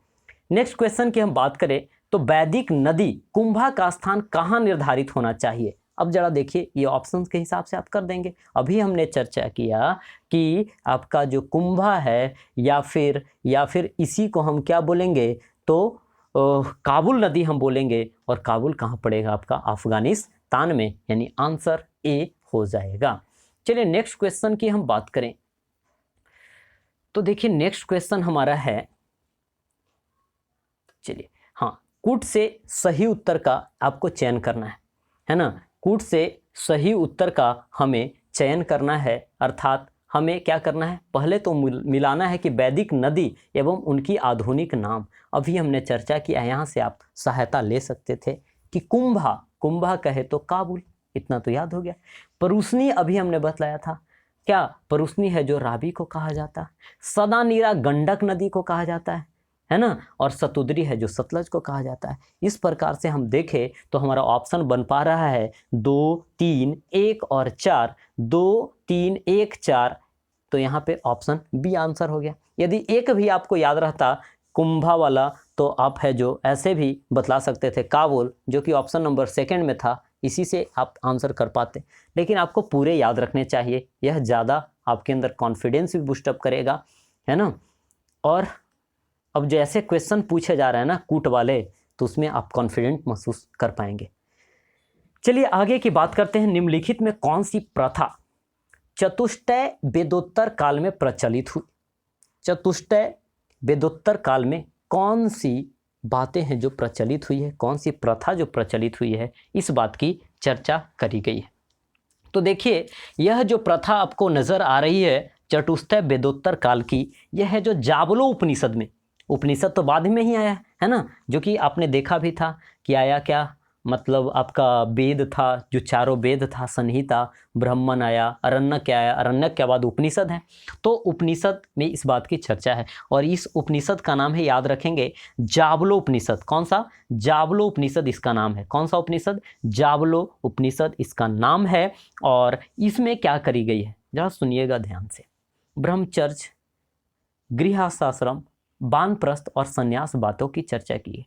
चतुष्टय मतलब यहाँ चार स्टेजेज बांटे गए हैं, यानी there were 4 stages of life, है ना। 4 स्टेजेज की वहाँ पे चर्चा करी गई है, जिसमें क्या क्या है, ब्रह्मचर्य, गृहस्थ, वानप्रस्थ और संन्यास। अब जरा देखिएगा ध्यान से, इसमें क्या माना गया है कि मनुष्य का जो उम्र है कितना वर्ष माना गया है? 100 वर्ष, ठीक है। और उसे 4 भागों में बांट दिया गया। इसका मतलब है 25 फिर 25 फिर 25 फिर 25, यानी 4 भागों में। अब जरा बताएंगे ब्रह्मचर्य जो अवस्था है वह कब से कब तक? तो 0 से लेकर करके 25 तक ब्रह्मचर्य। 25 से 50 तक हम बात करें तो गृहस्थ आश्रम। उसके बाद हम जरा बात करें 50 से 75 तो वानप्रस्थ, और 75 से 100 आपका संन्यास, और लास्ट में हो जाएंगे खल्लास। चलिए, पॉइंट क्लियर है भाई? हाँ, तो थोड़ी बहुत मीन्स इंटरटेनिंग टाइप का मैं बोलने का प्रयास करता, ताकि आप हैं जो कॉन्फिडेंट इस जगह पे महसूस कर पाएँ और आपको ना लगे कि मीन्स कुछ अजीब सा हम पढ़ रहे हैं। देखिए, शुरुआती दौर में हर एक चीज़ आपको अजीब सी ही लगेगी, लेकिन आप थोड़ा सा इंटरेस्ट अपने अंदर डेवलप करेंगे पढ़ने के प्रति, तो यह काफ़ी मीन्स अच्छा भी लगेगा, है ना। क्योंकि आप रामायण में, महाभारत इत्यादि में है जो यदि इंटरेस्ट रखते हैं तो ये सभी चीज़ आपके लिए इंटरेस्टिंग होनी ही चाहिए, है ना। चलिए, अब नेक्स्ट क्वेश्चन की जरा हम बात करते हैं, जो कि हमारा क्वेश्चन नंबर 33 है। यहाँ पे देखिए कि कथनों पे विचार करने वाले सेंटेंस है ना। अब जरा देखिए, धर्म तथा रीत भारत की प्राचीन वैदिक सभ्यता के एक केंद्रीय विचार को चित्रित करते हैं। यहाँ पे 2 शब्द हैं, धर्म तथा रीत। अब जरा देखिए, धर्म आप समझते हैं, लेकिन रीत थोड़ा सा मेरे हिसाब से आपको लग रहा होगा कि यह नया कुछ टाइप का है। अब जरा देखिए, रीत है क्या? तो रीत मैं आपको थोड़ी सी समझाऊंगा, लेकिन पहले ऑप्शन को हम पढ़ लेते हैं ताकि आंसर करें और उसके बाद है जो बातों के बारे में जानें। तो धर्म तथा रीत भारत की प्राचीन वैदिक सभ्यता का केंद्रीय विचार को चित्रित करता है। तो कौन कौन से बात हैं जो धर्म के बारे में और रीत के बारे में बतलाता है? तो पहला जो इसमें कथन है फ्रेंड्स, वह क्या है कि धर्म व्यक्ति के दायित्वों एवं स्वयं तथा दूसरों के प्रति व्यक्तिगत कर्तव्यों की संकल्पना था। यह बात करी गई कि धर्म जो है व्यक्ति के दायित्व को बतलाए, ठीक है, स्वयं और दूसरों के प्रति व्यक्तिगत कर्तव्य को बतलाता है। यह बातें हैं जो आप थोड़ा सा यदि दिमाग को शांत करके सोच पाएँ तो लगेगा कि ऐसा कि हाँ, कुछ सही हमें लग रहा है। अगला बात हम जरा समझे तो देखिए, इस जगह पे आपका क्या है कि रीत मूलभूत नैतिक विधान था। मूलभूत, यहाँ पे देखिए फंडामेंटल की बात करी जा रही है ना। नैतिक विधान था जो सृष्टि और उसमें अंतर्निहित सारे तत्वों के क्रियाकलाप को संचालित करता था। सृष्टि कहने का मतलब प्राकृतिक, और उसमें जो भी निहित चीज़ है उन्हें संचालित करने का कार्य करता था। अब जरा देखिए, एक मैं अपने मीन्स लोकेलिटी से इन बातों को सुना, और आपने भी उम्मीद है कि सुना भी होगा। ये बोला जाता कि अपना रीत तुमने खराब कर लिया है, अपना लक्षण खराब कर लिया है, इस प्रकार की बातें बोली जाती है। यानी रीत जो है एक प्रकार का नैतिक बात है। नैतिक बात कहने का मतलब है कि वैसा बात जिससे क्या हो कि हमारे अंदर विभिन्न प्रकार की लाज, शर्म इत्यादि वाली बात रहे, और साथ में हम किसी दूसरे के प्रति एक सभ्य वे में पेश आएँ। जैसे आप हैं जो हमारे लिए काफ़ी सभ्य कमेंट लिखते हैं, ठीक है, तो आपके अंदर एक अच्छी रीत है, आपके अंदर नैतिकता है ना, आपके अंदर मोरालिटी है, तो आप सभ्य बात को लिखते हैं। जिनके अंदर मोरालिटी नहीं है, जिनकी रीत खराब है, जिनकी परवरिश सही नहीं है, ठीक है, तो वहाँ पे वे असभ्य बातें लिखते हैं, है ना। तो कहने का मतलब आप अब समझ पा रहे हैं कि इस रीत का मतलब क्या है। तो जरा देखिए कि यहाँ पे यह है जो मूलभूत की बात करी गई है। मूलभूत अर्थात कहने का मतलब यह नेचुरल होता, यह आपका प्राकृतिक होता, जो संचालन के लिए आवश्यक है। और यह जो रीत है 2 प्रकार का होता है, एक जो होता है नैतिक होता है, और एक जो होता है आपका भौतिक होता है ना। तो अब जरा देखिए कि यहाँ पे अब कौन सही था। तो यहाँ पे फ्रेंड्स यह दोनों सही है कि रीत जो है यह आपका मूलभूत अर्थात प्राकृतिक विधान था, जिसके तहत सृष्टि और उनमें अंतर्निहित सारे तत्वों के क्रियाकलापों को संचालित किया जाता था। अब देखिए थोड़ा अटपटा सा लग सकता है, लेकिन देखिए कि यहाँ पे क्वेश्चन किस प्रकार का है ना, स्टेटमेंट वाली क्वेश्चन है, थोड़ा सा समझना भी मुश्किल हो जाता है, लेकिन मैंने प्रयास किया कि आपको थोड़ा सिंप्लीफाइड वे में मैं आपको बतलाऊं, है ना।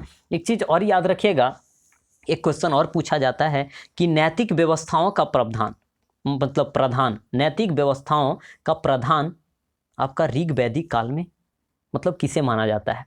तो नैतिकता का देखभाल है जो, यह वरुण देवता के जिम्मे था। यानी नैतिक बातों का प्रावधान यानी प्रधान हम करें तो यह जो वरुण देवता नैतिकता के प्रधान थे। चलिए नेक्स्ट क्वेश्चन की हम बात करें तो भारतीय संस्कृति के अंतर्गत रीत का अर्थ क्या है। अभी हम लोगों ने देखा कि भारतीय संस्कृति के अंतर्गत रीत का अर्थ मुख्य रूप से क्या है, प्राकृतिक नियम है, जिसके तहत हम क्या अपने समाज को एक बेहतर तरीके से संचालित करते हैं। चलिए नेक्स्ट की हम बात करते हैं फ्रेंड्स। तो इस जगह पे देखिए क्वेश्चन है कि निम्नलिखित वैदिक देवताओं में किसे उसका पुरोहित माना जाता था। तो देखिए वैदिक देवताओं में पुरोहित जो माना जाता था वह बृहस्पति देवता को माना जाता था। जबकि हम बात करें तो याद रहेगा, हाँ पुरोहित है जो बृहस्पति देवता, है ना। और बृहस्पति यह है जो आपको विष्णु से संबंधित है, मतलब बृहस्पति बार जो हम लोग मनाते हैं, थर्सडे जो मनाते हैं, वह आपका विष्णु भगवान से संबंधित है। और इनका कपड़ा किस प्रकार का होता है, पीली वस्त्र यह धारण करने वाले हैं। चलिए अब जरा देखिए कि वैदिक देवताओं में अग्नि का काम क्या था भाई।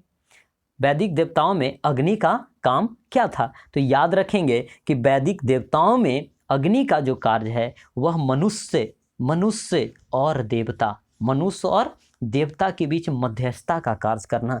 तब तो हम लोग देखते हैं कि हम लोग क्या करते हैं, धूप वगैरह जलाते हैं और हम क्या मंत्रों का उच्चारण करते हैं, और मंत्रों का उच्चारण करने के साथ साथ अपनी बात को हम क्या अग्नि के थ्रू, अग्नि से धुआं जो निकलता उसके थ्रू हम देवताओं तक पहुंचाने का कार्य करते थे। तो कहने का मतलब यह है जो बीच में जो कार्य करता है वो मध्यस्थ का ही तो कार्य करेगा। तो अग्नि का जो कार्य है आपका वैदिक देवताओं में क्या है, तो मनुष्य एवं देवताओं के बीच मध्यस्थता का कार्य करना है। चलिए ध्वंस का कार्य क्या है, तो ध्वंस का जो कार्य है, मतलब ध्वंस का जो कार्य है ध्वंस का, तो यह है जो आकाश के देवता के रूप में जाने जाते हैं। किसके, आकाश के देवता के रूप में ध्वंस जाने जाते हैं। जबकि इंद्र जो है, इंद्र याद रखिएगा, यह इंद्र अभी भी बोलते हैं इंद्र भगवान, इंद्रासन नहीं, जो कुआं होता, बेल होता, ठीक है, तो आपको उसे क्या जाना बोला जाता है, इंद्रासन देवता बोला जाता है। हमारे यहाँ हैंडपंप इत्यादि को भी पूजा किया जाता है इंद्रासन देवता के रूप में। तो कहने का मतलब है कि यह वर्षा के देवता हैं कौन, इंद्र, साथ में युद्ध का नेता, युद्ध का जो नेता वह कौन, इंद्र को ही माना जाता था।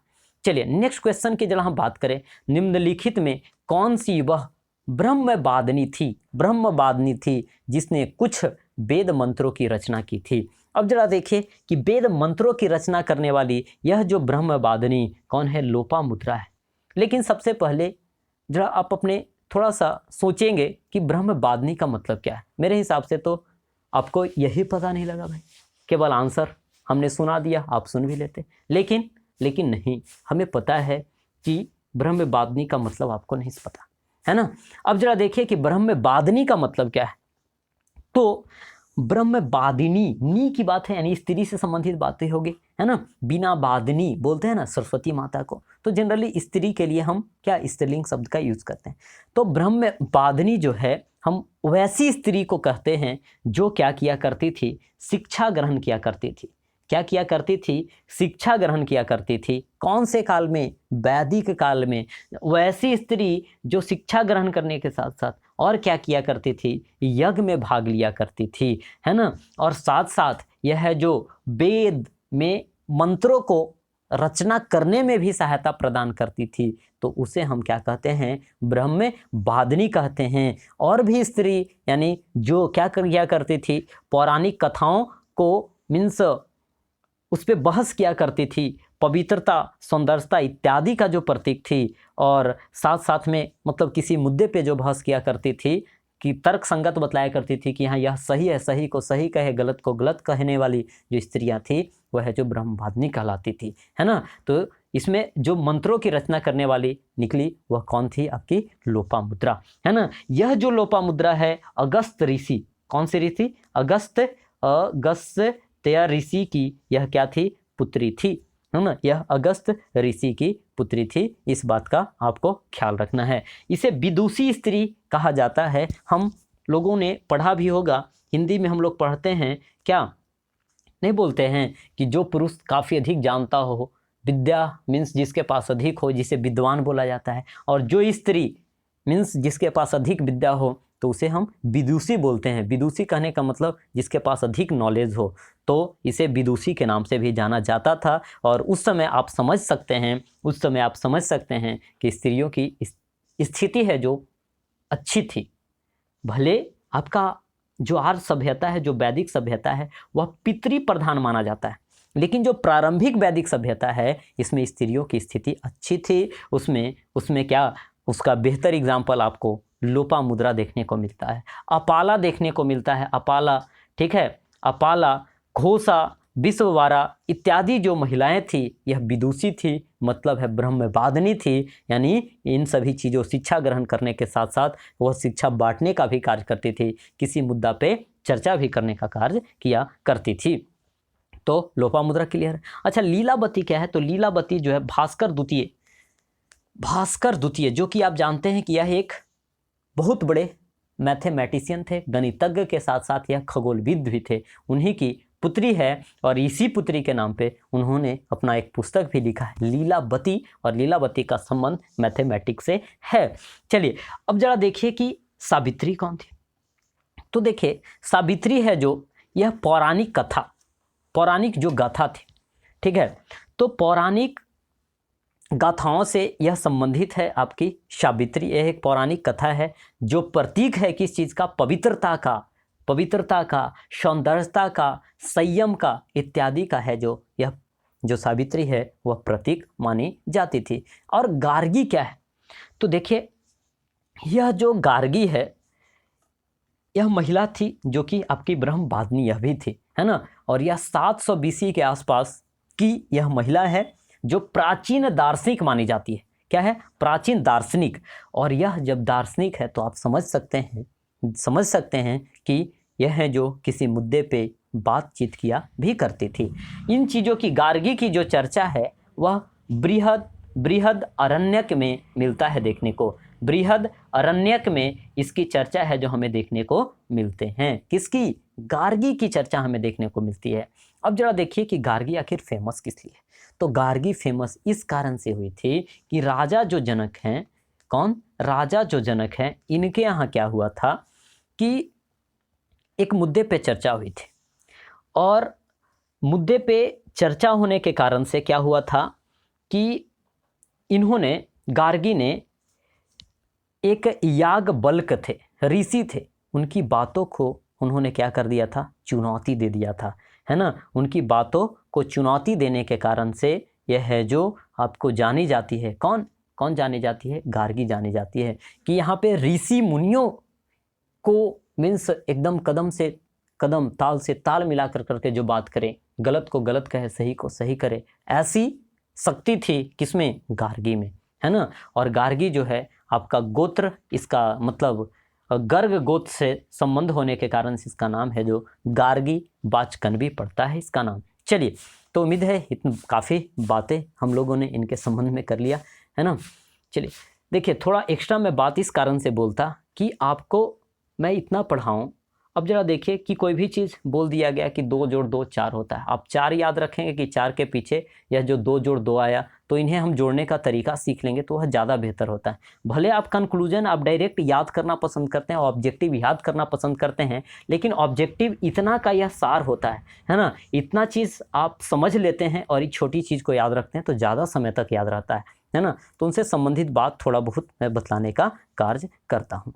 चलिए आगे की बात करें तो ऋग वैदिक काल में निष्क शब्द का प्रयोग एक आभूषण के लिए होता था, किंतु प्रवर्ती काल में प्रवर्ती कहने का मतलब ऋग वैदिक काल के बाद की काल, यानी बाद की काल कहे तो उत्तर वैदिक काल। तो उत्तर वैदिक काल में निष्क का प्रयोग है जो सिक्कों के लिए हुआ करता था। और याद रखेंगे कि यह जो है आभूषण के लिए ऋग वैदिक में होता था, जिसका मतलब जनरली होता था सोने का गला का हार, यानी कहने का मतलब है कि यह गला का हार हुआ करता था, यानी ऋग वैदिक काल में, जिसे निष्क कहा जाता था। क्या कहा जाता था? निष्क कहा जाता था। जबकि उत्तर वैदिक काल में हम बात करें तो निष्क जो शब्द है सिक्का के लिए हुआ। और बतलाइए जरा, आज जो सिक्का है, सिक्का कहने का मतलब पैसा, और यह है जो क्या है, मतलब यह है जो आदान प्रदान का यह वस्तु बना हुआ है ना। सिक्का आज हम कुछ देते हैं, जैसे हम कोई यदि 5 रुपये का सामान खरीदते, ठीक है, तो हमें 5 रुपये का बिस्किट देता, उसके बदले में हम सिक्का दे देते, है ना। हमें यदि हमारे पास कोई सामान हो तो वह हमें सिक्का देता, हम उसे कोई सामान देते। तो मतलब आप समझ पा रहे हैं जो मैं कहना चाह रहा है ना। तो प्रवर्ती काल में यह जो सिक्का था वह वस्तुओं को आदान प्रदान करने, आदान प्रदान कहने का मतलब एक्सचेंज करने का यह एक जरिया था। कौन? सिक्का। चलिए आगे की हम बात करें तो ऋग वैदिक काल में, ऋग वैदिक काल में निष्क किस अंग का आभूषण था? अभी हमने चर्चा किया है कि ऋग वैदिक काल में निष्क जो था वह सोने का गले का हार था। इसका मतलब है कि यह जो आभूषण होगा वह किस चीज का होगा? गला का होगा। किस चीज का होगा? गला का होगा। आगे की हम जरा बात करें तो प्राचीन भारत में निशाका से जाने जाते थे। तो निशाका के नाम से किसे जाना जाता था? यही स्वर्ण आभूषण है निष्क, इसे ही जाना जाता था। इस बात का आपको ख्याल रखने चाहिए। चलिए क्वेश्चन नंबर हमारा 40 है, और 40 है जो बोगस कोई महत्वपूर्ण है। तो बोगस कोई से संबंधित क्वेश्चन आते हैं, इसके कंसेप्ट को भी आप समझ ले तो थोड़ा सा यह ज़्यादा बेहतर होगा। यह है जो हम बात कर रहे हैं ऋग वैदिक काल की, यानी मतलब वैदिक काल की बात कर रहे हैं। हमारी चर्चाएं जो जारी है वह 1500 BC यानी 1500 ईसा पूर्व से लेकर करके 600 BC तक के बीच के काल की हम चर्चा कर रहे हैं। तो इन ऐसी अवस्था में जो जो घटनाएं घटी उन्हीं सभी बिंदुओं पे चर्चा हो रही है। तो बोगाज कोई का संबंध है जो पहला तो आपको याद रखना है कि वैदिक काल से है ना। बोगाज कोई का संबंध वैदिक काल से, और यह जो है आपका 1400 BC में है। वैदिक काल आपका कब से है? 1500 से लेकर के 600 माना जाता है। इसका मतलब उसके बीच में है कि नहीं? हाँ, तो बोगाज कोई जो है आपका कब आएगा? कब आएगा? तो आपका 1400 BC में। चलिए अब जरा देखिए, अब हम पढ़ते हैं इन चीज़ों को, उसके आधार पे हम क्वेश्चन को करने का प्रयास करेंगे। यह है जो, चलिए तो ऑप्शन नंबर ये है कि बोगाज कोई महत्वपूर्ण है क्योंकि पहला, यह मध्य एशिया एवं तिब्बत के मध्य एशिया एवं तिब्बत के मध्य एक महत्वपूर्ण व्यापारिक केंद्र था। अब जरा देखिए फ्रेंड्स, यह तिब्बत इसमें कहाँ से आएगा? तो पहले तो आपको बोगाज कोई जानना होगा कि बोगाज कोई था कहाँ। तो बोगाज कोई जो अभिलेख है वह एशिया माइनर। अब एशिया माइनर भी आपको नहीं समझ में आए तो मैं प्रॉपर लोकेशन आपको बतलाना चाहूँगा। आप ईरान तो समझते ही हैं, तो ईरान आप समझते हैं, तो एशिया माइनर जो जगह है आपका कहाँ में है? ईरान में। और बोगाज कोई अभिलेख उसी जगह पे है ना। तो इसका मतलब है कि ईरान और तिब्बत, यदि आप मैप पे देख पाएँ तो यह नेपाल के ऊपर में तिब्बत है जो कि चाइना के कब्जे में है। तो आप समझ पा रहे हैं कि यह है जो आपका पूरब की ओर पड़ गया, यानी भारत के उत्तर में पड़ गया, जबकि ईरान है जो पश्चिम में पड़ता है। तो इसका मतलब है कि ऑप्शन ए तो ऐसे ही समाप्त हो गया। आगे जरा देखिए कि यहाँ से प्राप्त अभिलेखों में वैदिक देवी देवताओं का उल्लेख प्राप्त होता है। तब तो अब जरा थोड़ा सा दिमाग भी आप लगा सकेंगे कि 1400 BC के आसपास की क्वेश्चन है, ठीक है, तो अभी आप दिमाग लगा पाएंगे। इसका मतलब है कि वैदिक देवी देवताओं से यह संबंधित है, यह वैदिक देवी देवताओं से संबंधित है। और याद रखेंगे, मैं यहीं पे क्लियर करते चलूं कि इंद्र, वरुण, क्या क्या? इंद्र, वरुण देवता, मित्र और नासत्य, मित्र और नासत्य, है ना। तो इन चारों देवताओं की चर्चा इस बोगाज कोई अभिलेख में करी गई। और यह बोगाज कोई अभिलेख है ईरान में, और ईरान में वैदिक देवताओं का चर्चा है। इसका मतलब क्या है? इसका मतलब यही निकलता है कि ईरान तक आर्यों का या तो फैलाव था, यानी किसी न किसी प्रकार से आर्यों का संबंध ईरान से भी था। तब तो यहाँ की देवताओं का चर्चा जो है वह ईरान के बोगाज कोई अभिलेख में हमें देखने को मिल रहे हैं। तो पॉइंट क्लियर है। तो देवी देवताओं का उल्लेख वहाँ पे था, 4 कौन कौन मैं फिर से बोल रहा, इंद्र, वरुण, मित्र, नासत्य। चलिए आगे की हम बात करें तो वेद के मूल ग्रंथों की रचना यहाँ हुई, इस बात का कहाँ कोई प्रमाण है भाई? अभिलेख मिल गया तो वेद थोड़ी ना वहाँ मिला, है ना? तो यहाँ पे आपकी आंसर जो हो पाएगी वह बी नंबर की हो पाएगी, है ना? चलिए क्वेश्चन नंबर, अब हम जरा 41 की हम चर्चा करें फ्रेंड्स।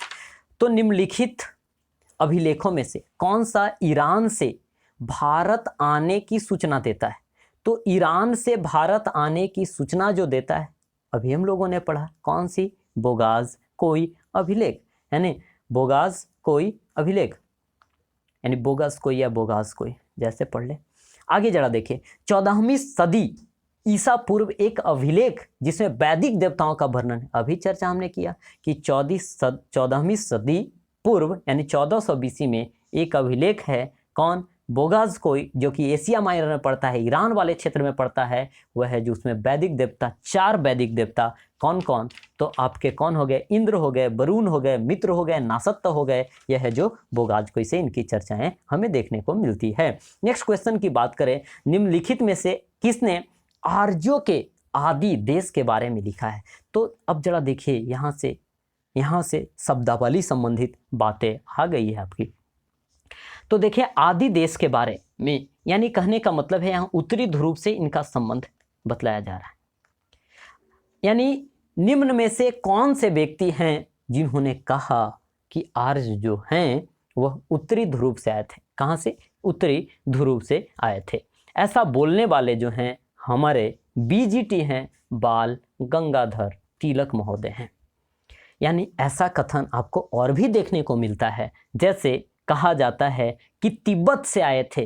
तो तिब्बत से आए थे, यह किन्होंने बोला था? यह आपको स्वामी सहजानंद के द्वारा बोला गया था। किनके द्वारा? स्वामी सहजानंद के द्वारा बोला गया था। क्या बोला गया था फ्रेंड्स? कि है जो आर्य तिब्बत से आए थे।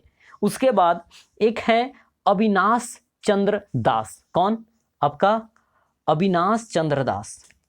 तो अविनाश चंद्र महोदय ने क्या बोला था कि यह सप्त सैंधव प्रदेश से आए थे, जो 7 नदियों वाली जो क्षेत्र है पश्चिम में, तो वहां से आए थे। तो यह 3 बातें हमने बोला। और जो कि सबसे सर्वमान्य मत है कि आर्य कहाँ से आए थे, मैक्स मुलर ने कहा था कि कहाँ से आए थे?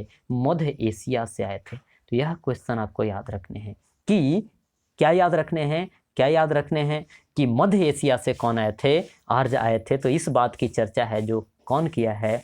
तो मैक्स मुलर ने, और सर्वाधिक जो है मान्य मत मैक्स मुलर का ही है। चलिए पॉइंट क्लियर है। तो 4 क्वेश्चंस अभी हमने चर्चा किया। जो भी किया वीडियो को पॉज कीजिए, थोड़ा सा रिमाइंड कीजिए, है ना? ऐसा नहीं है कि आप बस, बहुत से स्टूडेंट का कहना है कि सर कर दीजिए 60 मिनट में 100 क्वेश्चन का चर्चा कीजिए। अरे भाई हमें सीखना है, थोड़ी ना टाइम पास। आप टाइम पास अन वीडियोज़ को देखने में कर देते हो, यदि सीखने वाली वीडियो में करोगे तो यह आपके लिए ज़्यादा बेनिफिशियल होगा ना। इस चीज़ को आप समझिए, है ना? टाइम लेता तो ऐसा नहीं कि मैं फालतू की बात कर रहा, जो क्वेश्चन बनते हैं उसी पे मैं चर्चा करने का प्रयास करता।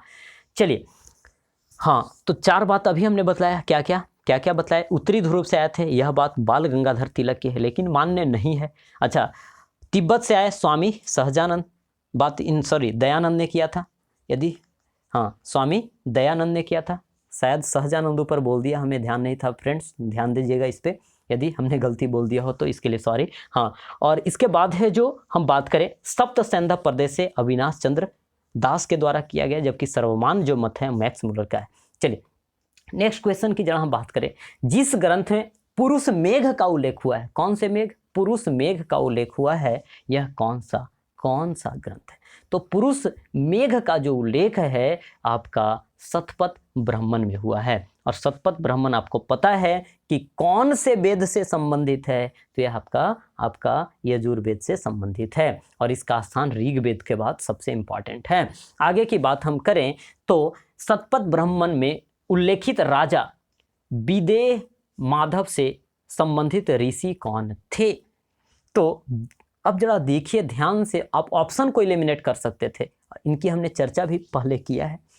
तो जरा देखिए कि ऋषि भारद्वाज, ऋषि विश्वामित्र, ऋषि वशिष्ठ, इन सब का संबंध जो है ऋग्वेद से है। किससे है? ऋग्वेद से है, जबकि गौतम राहुगण का जो संबंध है वह शतपथ ब्राह्मण से है। अब जरा देखिए तो इनका संबंध कैसे ऋग्वेद से है ना। अब आपको विजुअलाइज ही नहीं हो रहा होगा। अच्छा ये बताइए, शतपथ ब्राह्मण यह यजुर्वेद का पार्ट है, ये तो क्लियर है ना, जो कि पहले हमने बार बार चर्चा करा है। तो यह है जो आपका इनका आंसर जो होगा ऋषि गौतम राहुगण। अब जरा देखिए ध्यान से कि ऋषि भारद्वाज यह कौन है। तो ऋषि भारद्वाज वह हैं जो ऋग्वेद में कुल 10 मंडल है, उसमें छठे मंडल की जो यानी रचना जिन्होंने किया है वह ऋषि भारद्वाज है। विश्वामित्र जिन्होंने गायत्री मंत्र की चर्चा करी है ऋग्वेद के तीसरे मंडल में, वह विश्वामित्र हैं। वशिष्ठ वे हैं जो दशराग युग की चर्चा जिन्होंने किया है वह हैं वशिष्ठ, जो कि आपका ऋग्वेद के 7वें मंडल की जिन्होंने रचना किया है। तो ऋग्वेद के 6ठे मंडल भारद्वाज के द्वारा चर्चा किया गया है। ऋग्वेद के तीसरे मंडल विश्वामित्र ने बनाया और 7वें मंडल वशिष्ठ ने बनाया, और यह वही वशिष्ठ हैं जो दशराग युग की जिन्होंने चर्चा किया है। सुदास के यह क्या थे, पुरोहित थे, है ना। और गौतम राहुगण अब अलग से याद रखेंगे इसे कि यह शतपथ ब्राह्मण से यह संबंधित हैं।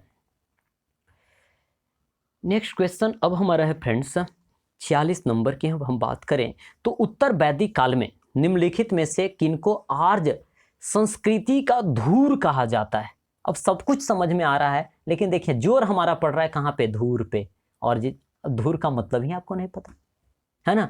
अब जरा देखिए धूर का मतलब है, यहाँ पे इस सब देख पा रहे होंगे कि सभी स्थान का नाम है। तो यहाँ पे प्रमुख स्थान कौन सा था, उत्तर वैदिक काल में सबसे श्रेष्ठ स्थान कौन सा था। तो यह जो श्रेष्ठ स्थान है वह कौन था, अंग तथा मगध था, अंग तथा मगध था। और उसके बाद आप देखते हैं कि उत्तर वैदिक काल में आपका 16 महाजनपद का उदय भी होता है, जिसमें सबसे प्रमुख आपका मगध और अंग वाले क्षेत्र के नाम से जाने जाते हैं। चलिए आगे की हम बात करें तो गोत्र की हमने बात की। गोत्र शब्द का उल्लेख सर्वप्रथम कहाँ हुआ था। तो देखिए एक हमने इसके पहले भी हमने चर्चा किया था किसका, गर्ग का। जो गार्गी जो थी वह गर्ग नामक गोत्र से वह खुद का नाम गार्गी रखी थी, है ना। तो गोत्र शब्द का उल्लेख जो है आपका ऋग्वेद में देखने को मिलता है। यह जो गोत्र है प्रारंभ में कौन, यह जो गोत्र शब्द आपको नजर आ रहा है यह प्रारंभ में यह जाने जाते थे किसके रूप में, मीन्स एक कुल के रूप में, गोधन पाले जाने के रूप में यह माना जाता था। गोष्ठ अथवा यहाँ पे हम कहें कि वह स्थान जहाँ पे पूरे कुल है जो गोधन पालता था, है ना, उसे हम गोत्र के नाम से जानते थे, यानी गोधन पालने वाला कहलाता था। लेकिन यही उत्तर वैदिक काल में यह जो गोत्र है उस व्यक्ति से संबंधित हो गया जिसके हम सब वंशज हैं। यानी कहने का मतलब एक मूल ऋषि हो गए, और ऋषि से कौन, ऋषि से आपके कोई मतलब इस ऋषि के कोई पुत्र है, 2-3 पुत्र हुए, इनका कोई क्या हुआ, विभिन्न प्रकार का मीन्स वंशज बनता चला गया, इनका कोई वंशज बनता चला गया, और इस प्रकार से है जो गोत्र बनता, मीन्स इसी से हम क्या बोलेंगे, यही है जो आपका क्या है, गोत्र है। अब जरा देखिए एक चीज़ थोड़ा सा विजुअलाइज करने का प्रयास कीजिए कि जब हमारे यहाँ पूजा पाठ होता है तो एक बात क्या बोला जाता है कि आप अपना नाम लीजिए और अपना गोत्र का नाम लीजिए, है ना। इसका मतलब है कि आपकी जो उत्पत्ति है वह कौन सी ऋषि के आप वंशज हैं, यह बात है जो बोली जाती है। तो गोत्र याद हो गया, है ना, कि यह प्रारंभ में यह ऋग्वेद से यह तो संबंधित है। इसका मुख्य पहले जो था उद्देश्य वह क्या था, इसका मतलब क्या निकल करके आता था कि एक गोधन कुल से संबंधित था, समूचे कुल का जो गोधन था वह है जो गोत्र कहलाता था। लेकिन बाद में है जो इनका संबंध कौन से ऋषि से आपका जन्म हुआ है, इनसे संबंधित यह हो गया था। आगे जरा देखिए पूर्व वैदिक आर्यों का धर्म क्या था। तो पूर्व वैदिक आर्यों का जो धर्म था, यानी प्रारंभिक वैदिक की हम बात करें, प्रारंभिक आर्य की हम बात करें, तो इनका जो मुख्य धर्म था वह प्रकृति की पूजा करना एवं यज्ञ करना, प्रकृति पूजा एवं यज्ञ करना। इस बात का ख्याल रखेंगे कि वैदिक काल में, पूर्व वैदिक काल में या वैदिक काल में ही हम बात करें तो मूर्ति पूजा का प्रचलन नहीं था। और ऐसा एक क्वेश्चन यहाँ से आता है कि मूर्ति पूजा का प्रारंभ कब से माना जाता है। तो मूर्ति पूजा ऐसा संभवतः माना जाता है कि भारत वाले क्षेत्र में जो है बुध की ही प्रथम मूर्ति हुई जिनकी पूजा करी गई, है ना। इस बात का आपको ख्याल रखने हैं। चलिए नेक्स्ट क्वेश्चन की जरा हम बात करें कि ऋग वेद काल में जनता निम्न में से मुख्यतः किसमें विश्वास करती थी? मूर्ति पूजा में नहीं, अभी हमने चर्चा किया। मूर्ति पूजा में नहीं, एकेश्वरवाद में नहीं, आपका देवी पूजा में नहीं, मूर्ति पूजा नहीं तो देवी पूजा कहाँ से, है ना। बलि एवं कर्म कांड में विश्वास किया करती थी और इस बात की चर्चा आपको देखने को मिलती भी है। यजुर वेद वाले में भी आपको यह बात देखने को मिलती थी। चलिए, और यजुर्वेद में भी मतलब बलि एवं कर्मकांड देखने को मिलेंगे और ऋग्वेद में भी देखने को मिलेंगे और अपने पूर्वजों के लिए भी ये लोग पूजा किया करते थे, है ना। लेकिन मुख्य पूजा इनकी प्रकृति के प्रति होती थी।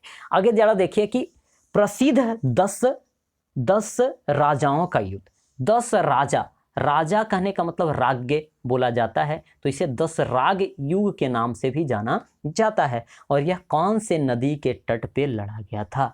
तो यह जो 10 राग युग है फ्रेंड्स, यह रावी नदी अर्थात उस समय की पुरुषनी नदी पे लड़ा गया था। और यह जो 10 राग युग है इसकी चर्चा ऋग्वेद के 7वें मंडल में है। कौन से मंडल में? ऋग्वेद के 7वें मंडल में। अच्छा, अब जरा ध्यान दे कि यह जो 10 राग युग है किसके किसके बीच लड़ी गई थी? तो यह जो है आर्यो और माना जाता है अनार्यो। जो आर्य यानी जो वेद को माने आर्य, जो न माने अनार्य, है ना। तो जो वेद को मानेगा आर्य, जो न मानेगा अनार्य, तो इन्हीं के बीच हुई थी।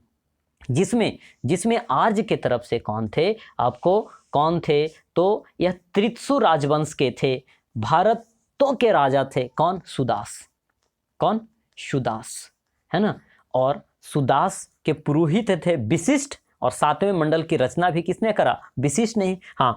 तो सुदास के बीच और अनार्य के रूप में कौन कौन थे?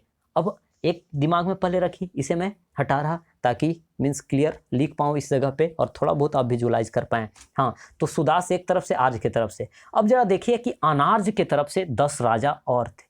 तो 10 राजा यह 2 भागों में बटे थे, 5 और 5। तो पहला जो 5 है उन्हें जरा आप याद करने का प्रयास करेंगे। यह है जो जनजाति समूह से संबंध रखते थे, जिसमें कौन था? अनु, द्रुहु, पुरु, अनु, द्रुहु, पुरु, यदु, अनु, द्रुहु, पुरु, यदु, तुबर्स, है ना, तुर्बर्स। तो यह है जो आपके 5 हो गए। 5 अन क्या थे? अनिल थे, भिलास, शिव, विषापनी ऐसा बोला जाता है या विशासनी बोला जाता, और एक भिल्लास, है ना। तो यह जो थे आपके 5 थे। तो 5 यह अनु, द्रुहु, पुरु, यदु, तुबर्स, यह है जो ज़्यादा इंपॉर्टेंट है अन की अपेक्षा में, है ना। तो यह अब 5 5 10 हो गए, तो यह 10 थे। और एक तरफ से कौन था? सुदास। जीता कौन? तो आर्य जीता, अर्थात सुदास की इसमें विजय होती है। और इस बात की चर्चा यानी इस बात का प्रमाण हमें मिलता है कहाँ से? ऋग्वेद के 7वें मंडल से। अब जरा देखिए कि ऋग्वेद में उल्लेखित प्रसिद्ध 10 राजाओं का युद्ध किस नदी के किनारे लड़ा गया? तो यही पुरुषनी अर्थात रावी नदी के किनारे लड़ा गया। आगे जरा देखिए कि निम्न में से किस नदी को ऋग्वेद में मातेत्मा, देवीत्मा एवं नदीत्मा से संबोधित किया गया? अब जरा बतलाइए, खुद आप आंसर, वीडियो को पॉज कीजिए, थोड़ा सा रिमाइंड कीजिए। हमने बतलाया भाई, है ना, कि आपको माताओं में सर्वश्रेष्ठ, सबसे अच्छी माता मातेत्मा, सबसे अच्छी देवी देवीत्मा, सबसे अच्छी नदी नदीत्मा, जो कि कौन है? सरस्वती को ही तो कहा गया है ना। सरस्वती को ही तो कहा गया है ना। सबसे पवित्र नदी किसे माना गया है? सरस्वती को। सर्वाधिक बार उल्लेखित ऋग्वेद में नदी है सिंधु नदी, बितास्ता यानी झेलम को कहा जाता था। यमुना की चर्चा 3 बार, गंगा हमने बताया था कि यूनिक है अपने आप में, उसकी चर्चा 1 बार करी गई है ना। इस प्रकार से अब आप एकदम कॉन्फिडेंट महसूस कर रहे होंगे, ऐसा मैं उम्मीद करता हूँ फ्रेंड्स। तो कमेंट का जो बॉक्स है फ्रेंड्स वह भरने चाहिए, क्योंकि काफ़ी मैं एनर्जी लगा करके आप लोगों को यह चीज़ बतलाने का प्रयास कर रहा हूँ, है ना। चलिए, उस जनजाति का नाम बताइए जो ऋग्वैदिक आर्यों के पंचजन से संबंधित नहीं है। ऋग्वैदिक आर्यों के पंचजन से संबंधित नहीं। अब जरा बताइए, अभी हमने बतलाया है पंचजन, क्या क्या बतलाया था? याद कीजिए कौन कौन? अनु, द्रुहु, पुरु, यदु, तुबर्स, है ना। तो देखिए यदु भी है, पुरु भी है, यहाँ देखिए सी में तुबर्स भी है, और डी कीकट है। क्या कीकट हमने चर्चा ही नहीं किया, तो क्या है आंसर आपका कीकट। कीकट इनसे संबंधित नहीं था। तो देखिए इसके पहले हमने चर्चा किया और यहाँ पे क्वेश्चन पूछा हुआ है। तो चर्चा करने से और चर्चा सुनने से आपको घबराने नहीं चाहिए, आपके काम की चीज़ है सभी बातें, है ना। चलिए तो अब थोड़ी सी मैं बीच में आपको थोड़ी सी मैं बोलना चाहूँगा फ्रेंड्स कि आप भूल जाते हैं शेयर करने के लिए, तो शेयर भी कर दिया करेंगे ताकि अधिकतम हमें एनर्जी मिले। यदि अधिक लोग देखते हैं तो हमें एनर्जी मिलती है और ऐसी अवस्था में क्या होगा कि और भी हम इस सेशन को इंटरेस्टिंग इफ़ेक्टिव बनाने का हम प्रयास करेंगे और भी बेहतर आपको डिस्कशन देने का प्रयास करेंगे और इससे क्या होगी कि आपके अंदर एक अलग सी कॉन्फिडेंस बूस्टअप होगी जो कि आपके एग्जाम के लिए काफ़ी ज़रूरी भी है। चलिए क्वेश्चन नंबर हम 54 देखें। प्राचीन काल में आर्यों के जीविकोपार्जन का प्रमुख स्रोत क्या था? तो आर्यों यानी प्राचीन काल में आर्यों का जो जीविकोपार्जन का प्रमुख स्रोत था वह शिकार था। अब जरा देखिए आपके दिमाग में एक बात और आ रही होगी, क्या आ रही होगी कि कृषि नहीं था? कृषि भी था, लेकिन आपको पता है कि हल का जब क्या होता है खोज होता है या आविष्कार हम कह सकेंगे, तो हल का जब आविष्कार होता है 1000 BC में लोहा का खोज होने के बाद तो खेती करना लोग प्रारंभ करते हैं, लोहा की बात से करते हैं। मतलब उत्तर वैदिक काल में प्रमुख जो हो जाएगा वह कृषि हो जाएगा। लेकिन प्रारंभिक हम आर्यों की बात करें तो उनका काम क्या था? शिकार करना था। इससे यही पता चलता है कि वे शिकार किया करते थे, इसका मतलब वे लोग मांसाहारी भी थे, है ना। चलिए अब नेक्स्ट क्वेश्चन की हम बात करें। नेक्स्ट क्वेश्चन हमारा है भाई, हाँ चलिए, ऋग्वेद में उल्लेखित यब किसके लिए यूज होता था? तो यब आपको याद भी होगा कौन से अनाज के लिए? जौ के लिए यूज हुआ करता था। तो यब अर्थात जौ। नेक्स्ट क्वेश्चन की बात करें तो वैदिक युग में प्रचलित लोकप्रिय शासन प्रणाली थी। तो कैसी यहाँ पे शासन प्रणाली हुआ करती थी, इस बात का आपको ख्याल रखने हैं। तो देखिए वैदिक युग में हुआ क्या करता था कि एक राजा होता था और यह राजा है जो जनता के द्वारा चुना जाता था। लेकिन यहाँ पे पूरे वैदिक युग की हम बात कर रहे हैं, तो जरा ध्यान दीजिएगा कि शुरुआती दौर में हम बात करें तो वैदिक युग में राजा हुआ करता था जो कि मीन्स गौ रक्षकों के रूप में जाना जाता था। इसे लोग क्या किया करते थे? वोटिंग दे करके चुन दिया करते थे।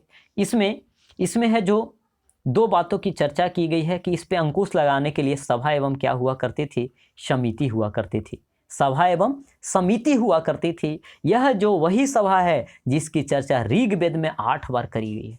ऋग्वेद में 8 बार। समिति की चर्चा कितनी बार? 9 बार करी गई है। अब जरा देखिए कि सभाओं में कौन रहता था? सभाओं में कुलीन लोग बैठते थे। सभाओं में कौन? बुजुर्ग लोग बैठा करते थे, है ना। तो यह है जो आपका सभा था और सभा न्याय वगैरह का जो कार्य किया करता था यह सभा ही किया करता था। जबकि समिति किसके लिए बना हुआ था? तो आम में लोगों के द्वारा। आम मतलब कहने का मतलब मैन को आप नहीं समझ जाएंगे, माने समान जनता के लिए है जो आपका समिति बना था। तो इस प्रकार से यानी हम बात करें कि राजा उस समय चुना जाता था, ठीक है। राजा उस समय चुना जाता था, उस पर अंकुश लगाने के लिए सभा एवं समिति थे। सभा कुलीन के लिए था, समान जनता के लिए समिति थी।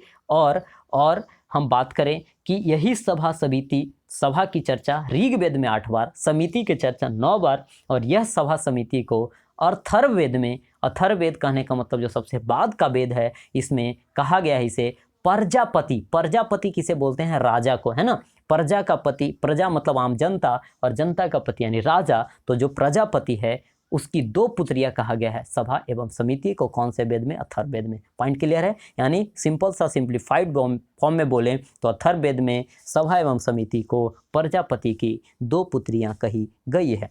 अब जरा देखिए कि यहाँ वैदिक युग में प्रचलित लोकप्रिय शासन थी। तो यहाँ पे राजा पहले तो चुना जाता था, लेकिन बाद में यह क्या हो जाता है? वंशानुगत यानी परंपरागत यह राजतंत्र हमें देखने को मिलते हैं, है ना। शुरुआती दौर में तो ठीक ठाक था, लेकिन बाद में है जो इसकी स्थिति खराब हो जाती है। तो आंसर आपको डी करने चाहिए। अब जरा देखिए वैदिक युगीन सभा कैसी थी? गांव में व्यावसायिक लोगों की संस्था थी? नहीं।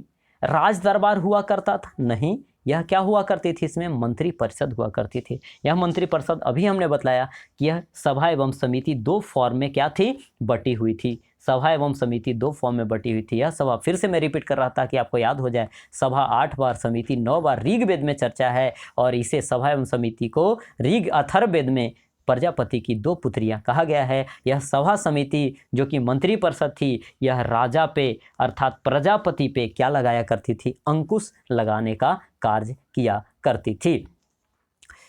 चलिए आगे देखिए कि किस वेद में सभा और समिति को प्रजापति की 2 पुत्रियां कहा गया। देखिए क्वेश्चन आ गया भाई, अभी हमने चर्चा किया, तो कौन से वेद में करा गया, तो यह अथर्व वेद में करा गया। चलिए नेक्स्ट क्वेश्चन की हम बात करें तो ऋग्वैदिक जनसभा को न्यायिक कार्यों से संबंधित थी। तो बताइए ऋग्वेद में जनसभा में न्यायिक कार्य कौन किया करता था, सभा करता था या फिर समिति किया करता था या फिर अन्य किया करता था। तो सभा समिति ऑप्शन है आपके पास, एक और ऑप्शन है विधाता उपयुक्त में से सभी। तो कौन हो जाएगा भाई, हाँ अभी हमने बात किया है कि सभा है जो न्यायिक कार्य किया करता था, जो कि आपका क्या कुलीन वर्ग से संबंध रखता था, और समिति जो थी वह सामान्य वर्ग के लोगों से संबंधित थी।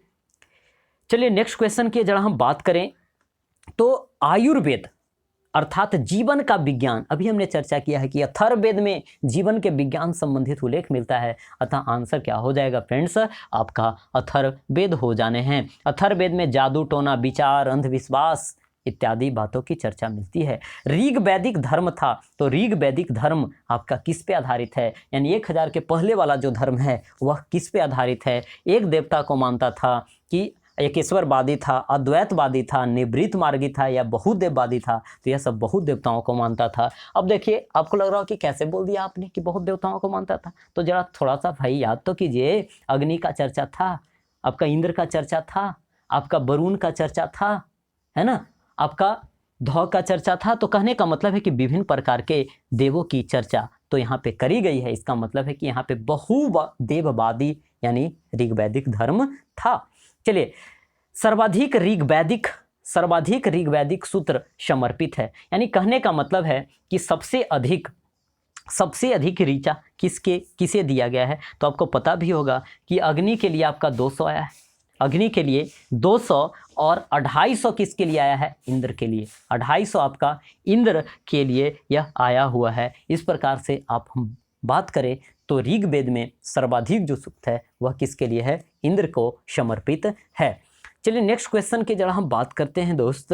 तो नेक्स्ट क्वेश्चन है हमारा कि ऋग्वेद में सर्वाधिक संख्या में मंत्र, वही वाली बात क्वेश्चन सेम है, यहाँ पे क्या कर दिया गया था, सूक्त दे दिया, यहाँ पे मंत्र कह दिया है। तो सर्वाधिक मंत्र किसके लिए समर्पित है, तो यहाँ पे किसके लिए हो जाएगा, इंद्र के लिए 250। अब जरा देखिए क्वेश्चन के ऑप्शन में इंद्र तो है ही नहीं, तो बतलाइए क्या छोड़ के आप आ जाएंगे भाई, नहीं, उसके बाद कौन है, अग्नि देवता है ना, अग्नि देवता जो कि वह हैं जो देवताओं एवं मनुष्यों के बीच मध्यस्थता का कार्य किया करते थे, तो यह अग्नि देवता हैं, है ना। चलिए और अब जरा बतलाइए, यहाँ पे और भी क्वेश्चंस आप बना सकते हैं इनके संबंध में, लेकिन अब अभी आपको सीधा ध्यान रखने थे कि सर्वाधिक बार चर्चा 250 इंद्र की और उसके बाद है जो अग्नि की चर्चा करी गई है, अतः ऑप्शन नहीं होने के कारण से हम अग्नि आंसर करेंगे। लेकिन आपको याद रखने हैं जनरल की सबसे ज़्यादा चर्चा है जो इंद्र की है। निम्नलिखित में से किसे ऋग्वेद में युद्ध का देवता माना जाता है। अब जरा देखिए युद्ध का देवता हमने पहले चर्चा किया था कि युद्ध का देवता और जल का देवता कौन है, इंद्र भगवान है ना। और अग्नि हम बात करें तो यह है जो भगवान और मनुष्य यानी देवता और मनुष्यों के बीच मध्यस्थता का कार्य इंद्र का था। सूर्य तो आप समझ ही पा रहे हैं कि यह हमें ऊर्जा देने वाले हैं। लेकिन हम बात करें वरुण की, अब वरुण कौन थे, तो वरुण बहुत बड़े थे, है ना। यह वही वरुण है जिन्होंने सूर्य का रचना किया, यह वही वरुण है जिसने पृथ्वी की रचना करी। अब जरा देखिए कि जो पृथ्वी का रचना करेगा, जो सूर्य का रचना करेगा, तो दिन रात कौन करवाएगा भाई, है ना। सूर्य, पृथ्वी घूमेगी, पृथ्वी घूम रही है अपनी अक्ष पर, सूर्य के चारों ओर घूम रही है, तो इसके कारण से आपका रोटेशन एवं रिवॉल्यूशन के कारण से ऋतु परिवर्तन हो रहा है, मौसम में परिवर्तन हो रहे हैं, दिन रात हो रहे हैं। तो आप समझ पा रहे हैं इन चीज़ों को आप समझ पा रहे हैं कि सभी के देवता कौन हो जाएंगे, वरुण हो जाएंगे, यानी सूर्य के निर्माता, पृथ्वी के निर्माता। अब बताइए निर्माता है तो विनाशक भी कौन होगा, यही होंगे, यानी सूर्य, पृथ्वी इत्यादि के विनाशक भी आपको वरुण देवता हैं। ऋतु परिवर्तन दिन रात करवाने वाले भी हैं जो आपके वरुण देवता हैं। चलिए नेक्स्ट क्वेश्चन की हम बात करते हैं। तो निम्नलिखित में से पूर्व वैदिक आर्यों का सबसे लोकप्रिय देवता कौन सा है। पूर्व वैदिक आर्यों का पूर्व वैदिक आर्य कहने का मतलब ऋग वैदिक की बात करी जा रही है। इसमें सबसे प्रिय देवता कौन सा है? तो यह इंद्र ही तो है, इंद्र ही तो हैं जो युद्ध के देवता हैं। नेक्स्ट क्वेश्चन की बात करें तो वैदिक देव मंडल में निम्न में से कौन सा देवता युद्ध का देवता माना जाता है? युद्ध का देवता कौन? तो इंद्र, है ना। चलिए आगे क्वेश्चन है 67 नंबर कि 800 से 600 ईसा पूर्व के काल को हम कौन से काल के नाम से जानते हैं? तो याद रखेंगे कि 8 से 600 के काल को है जो ब्राह्मण युग कहा जाता है, जबकि 600 से लेकर करके 300 को हम क्या कहते हैं? शूद्र युग के नाम से जानते हैं। चलिए आगे की जरा हम बात करें तो देखिए गायत्री मंत्र किस पुस्तक में मिलता है? हमने बार बार चर्चा किया भाई कि ऋग्वेद के तीसरे मंडल में जो विश्वामित्र ने रचा है उसे हम उसी में है जो चर्चा है गायत्री मंत्र का, और यह है जो आपका सूर्य देवता को समर्पित है। तो आंसर क्या हो जाएगा आपका? ऋग्वेद में इस बात की चर्चा करी गई है। आगे देखिए गायत्री मंत्र के नाम से प्रसिद्ध मंत्र सर्वप्रथम किस ग्रंथ में मिलता है? तो यह है जो आपको ऋग्वेद में मिलता है ना। आगे जरा देखिए गायत्री मंत्र की रचना किसने की? तो गायत्री मंत्र तीसरे मंडल में, और हम जानते हैं कि तीसरे मंडल का जो यानी संकलन करता है वे कौन है? विश्वामित्र महोदय हैं। चलिए आगे जरा देखिए तो सर्ग, अगला क्वेश्चन है 71, सर्ग, प्रतिसर्ग, वंश, मनवंतर और वंशानुचरित संकेतक है। किस चीज का यह संकेतक है? तो यह पुराणों का यह संकेतक है। यह है जो पुराण जिनकी संख्या 18 है उनके यह प्रमुख क्या हैं? 5 सिद्धांत हैं। सर्ग क्या क्या बोला गया? सर्ग, और सर्ग का उल्टा प्रतिसर्ग। वंश हो गया, मनवंतर हो गया, वंशानुचरित हो गया। जिसमें सर्ग का मतलब थोड़ा सा आप समझने का प्रयास कीजिएगा। सर्ग जो है वह सृष्टि से संबंधित पुराण है। प्रतिसर्ग जो है आपका सृष्टि का प्रलय से संबंधित पुराण है। वंश जो है आपका ऋषियों के वंश, यानी ऋषि से कौन कौन से आए, ठीक है, तो इनके संबंध में वंश आप समझते हैं कि कौन से वंश से यह संबंधित है, इन बात की चर्चा करता है। मनवंतर जो है आपका किस चीज़ की चर्चा करता है? तो युग की चर्चा करता है। विभिन्न प्रकार का युग नहीं बोलते, सतयुग, कलयुग, इस प्रकार का जो युग होता वह मनवंतर बतलाता है। और वंशानुचरित जो है यह पुराण के वे अंग हैं जिसमें क्या है? राजवंश का जो तालिका दिया जाता है, राजवंश के बारे में बतलाया जाता है कि कौन सा राजा है जो कौन से वंश से क्या हुए? संबंधित हुए, जो इनका लिस्टिंग की जाती है ना। तो यह है जो वंशानुचरित है। और आप जानते भी होंगे, जैसे एक क्वेश्चन मैं आपको बतलाना चाहूँ, ऐसा बोला जाता है मत्स्य पुराण कौन से वंश से संबंधित है? आपने बुक को पढ़ा होगा तो शुरुआती पेज में भी आपको देखने को मिलता होगा कि मत्स्य पुराण कौन से मतलब वंश से संबंधित है? तो यहाँ आंध्र शतवाहन से। गुप्त वंश से कौन सा पुराण संबंधित है? तो वायु पुराण संबंधित है ना। तो इस प्रकार की जो बातें कही जाती तो यह है जो आपको वंशानुचरित संकेतक के रूप में, यानी यह है जो इस्तेमाल किया जाता है। सर्ग, प्रतिसर्ग, वंश, मनवंतर और वंशानुचरित, है ना। यह है जो आपका पुराण का प्रमुख 5 सिद्धांत हैं, और इसी के आधार पे पूरा पुराण संकलित किया गया है, जिसमें पुराणों की संख्या कुल 18 हैं। चलिए आगे की जरा हम क्वेश्चन देखते हैं। जरा देखिए वही क्वेश्चन आ गया भाई डिट्टो। हाँ, पुराणों की संख्या कितनी है? तो बतलाइएगा जरा कि पुराणों की संख्या कितनी है। आप खुद आंसर कर पाएंगे, 18। एक चीज़ और मैं बतलाना चाहूँ इस जगह पे कि महाभारत की जो युद्ध चली थी कितने दिनों तक चली थी? मानी जाती है कि 18 दिनों तक चली थी। और महाभारत जो है दोस्त, महाभारत जो है यह आपका दुनिया का सबसे बड़ा क्या है? महाकाव्य है। विश्व का सबसे बड़ा महाकाव्य है जो महाभारत है। और यह जो महाभारत है आपका, इसे जैन संहिता के नाम से जाना जाता था, है ना। यानी जैन संहिता इसका ओरिजिनल नाम है, और महाभारत है जो आपका प्रचलित नाम है। और महाभारत का जो युद्ध है वह चला था आपका 18 दिनों तक, यह युद्ध चलने को था। चलिए जरा अब आगे की हम बात करते हैं। तो श्रीमद्भागवत गीता मौलिक रूप से किस भाषा में लिखी गई है? तो देखिए श्रीमद्भागवत गीता जो है यह क्या है? कृष्ण के द्वारा उपदेश दिया गया। और यह कौन सी भाषा में भागवत गीता लिखी गई है? संस्कृत में लिखी गई है। अच्छा, यह भागवत गीता आखिर इसकी मीन्स उत्पत्ति कहाँ से है? यह किसका भाग है? तो अभी हमने चर्चा किया है महाभारत का ही भाग है। महाभारत का ही भाग है आपका कौन? श्रीमद्भागवत गीता। और यह श्रीमद् भागवत गीता है जो महाभारत का भाग है, जिसमें कृष्ण के उपदेशों का क्या है, संकलन है इसमें। और महाभारत अभी हमने चर्चा किया कि विश्व का सबसे बड़ा महाकाव्य है, इसका मूल नाम जय संहिता है। चलिए अब जरा देखिए कि आगे फिर वही क्वेश्चन है ना, कि महाभारत मूलतः किस रूप में जानी जाती थी। तो महाभारत है जो आपका बृहत कथा ब्राह्मण बृहत संहिता जय संहिता, तो देखिए यह जन संहिता के रूप में यह जानी जाती थी। आगे जरा देखिए, हिंदू पौराणिक कथा के अनुसार समुद्र मंथन हेतु किस सर्प ने रस्सी के रूप में स्वयं को प्रस्तुत किया था? कौन ऐसा सांप था जो रस्सी के रूप में समुद्र मंथन के समय प्रस्तुत किया था?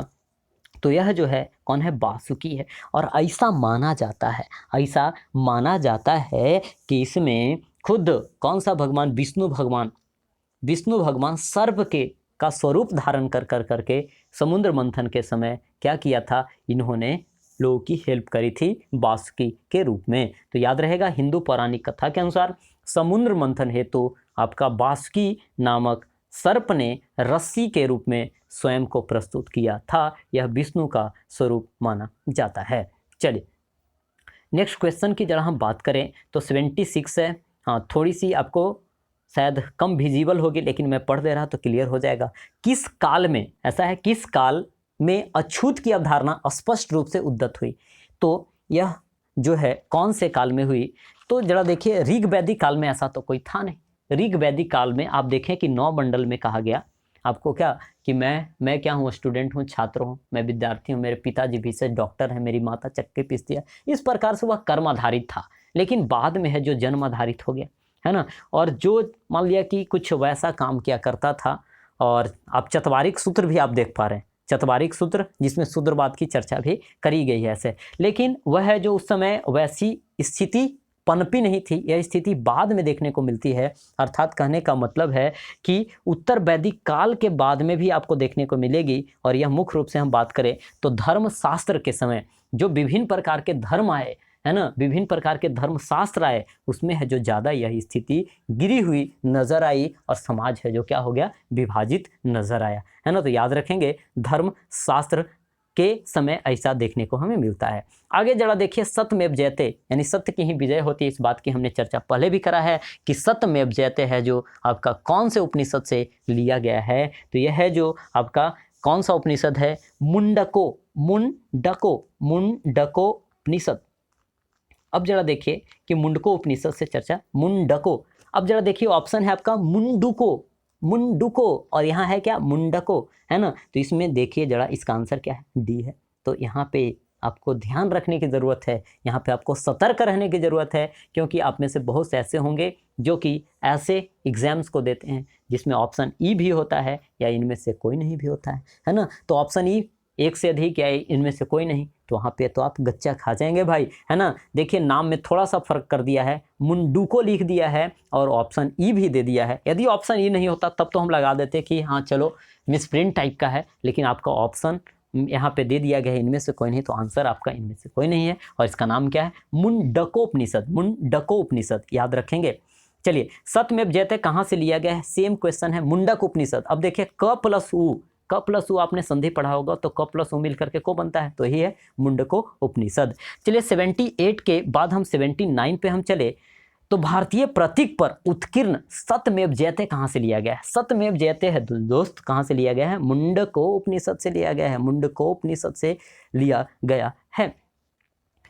चलिए नेक्स्ट क्वेश्चन की बात हम करें, लगातार हमने 80 क्वेश्चन किया है भाई बिना रुके, है ना। एक ही वीडियो में एक ही बार में मैं कवर कर रहा, ठीक है। तो आप समझ सकते हैं कि बोलते वक्त एनर्जी कितनी जाती है लगातार, है ना।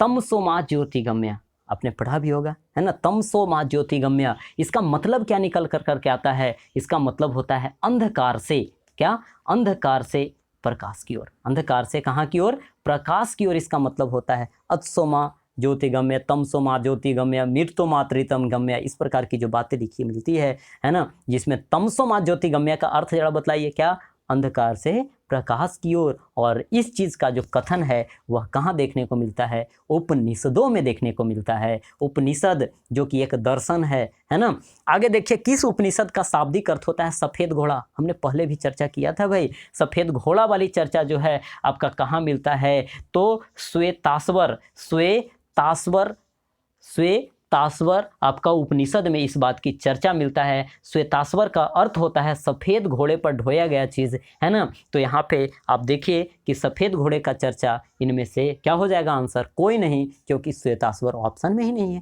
है ना। चलिए नेक्स्ट क्वेश्चन की हम बात करें।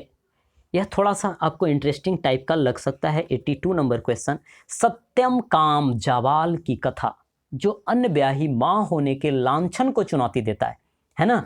तो यह है जो कहाँ उल्लेखित है? जावाल उपनिषद, प्रश्नोपनिषद, छांदोग्य उपनिषद, कठोपनिषद।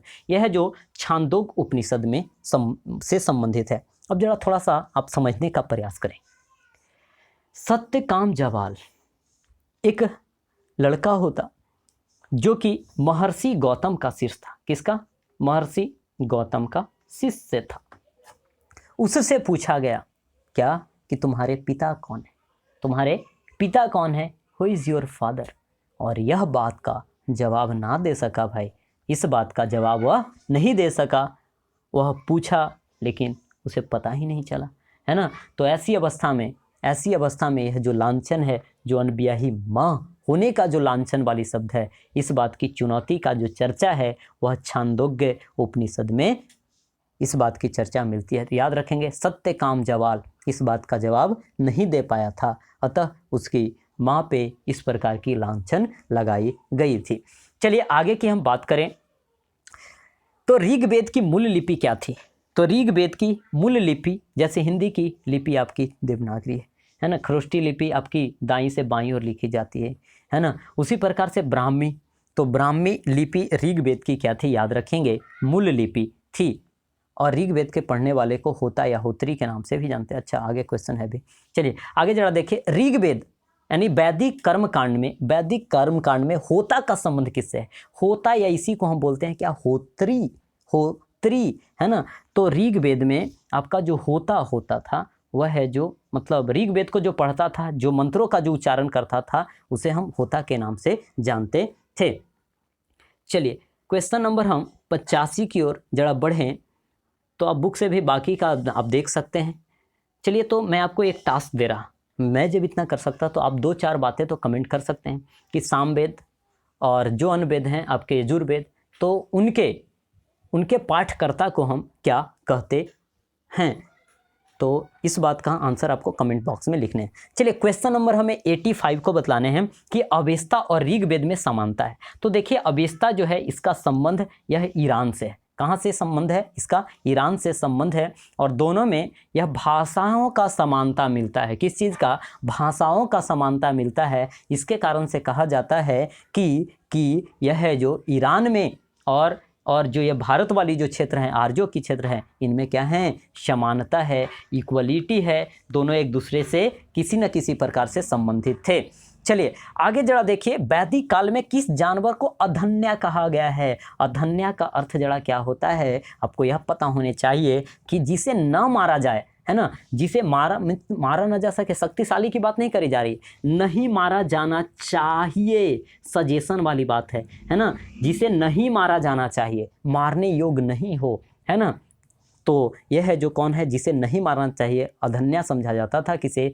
गाय को समझा जाता था। चलिए आगे की बात करें, ऋग्वेद में अधन्या का प्रयोग किसके लिए हुआ है? तो ऋग्वेद में किसके लिए हुआ है फ्रेंड्स? तो गाय के लिए हुआ है ना। वही क्वेश्चन रिपीट है यहाँ पे। ऋग्वेद में कई परिच्छेदों में प्रयुक्त अधन्य है शब्द किसके लिए? तो अधन्य है जो गाय के लिए। 89 नंबर क्वेश्चन हम देखें तो ऋग्वैदिक काल में निम्न में से किसे महत्वपूर्ण मूल्यवान संपत्ति समझा जाता था? तो यह है जो गाय के लिए। तो वे लोग युद्ध कर दिया करते थे। तो समझ पा रहे हैं कि युद्ध किस लिए करेंगे? गाय के लिए। इसका मतलब गाय है जो अमूल्य समझा जाता था, है ना। तो यहाँ पे आंसर इसका क्या हो गया फ्रेंड्स? गाय हो गया।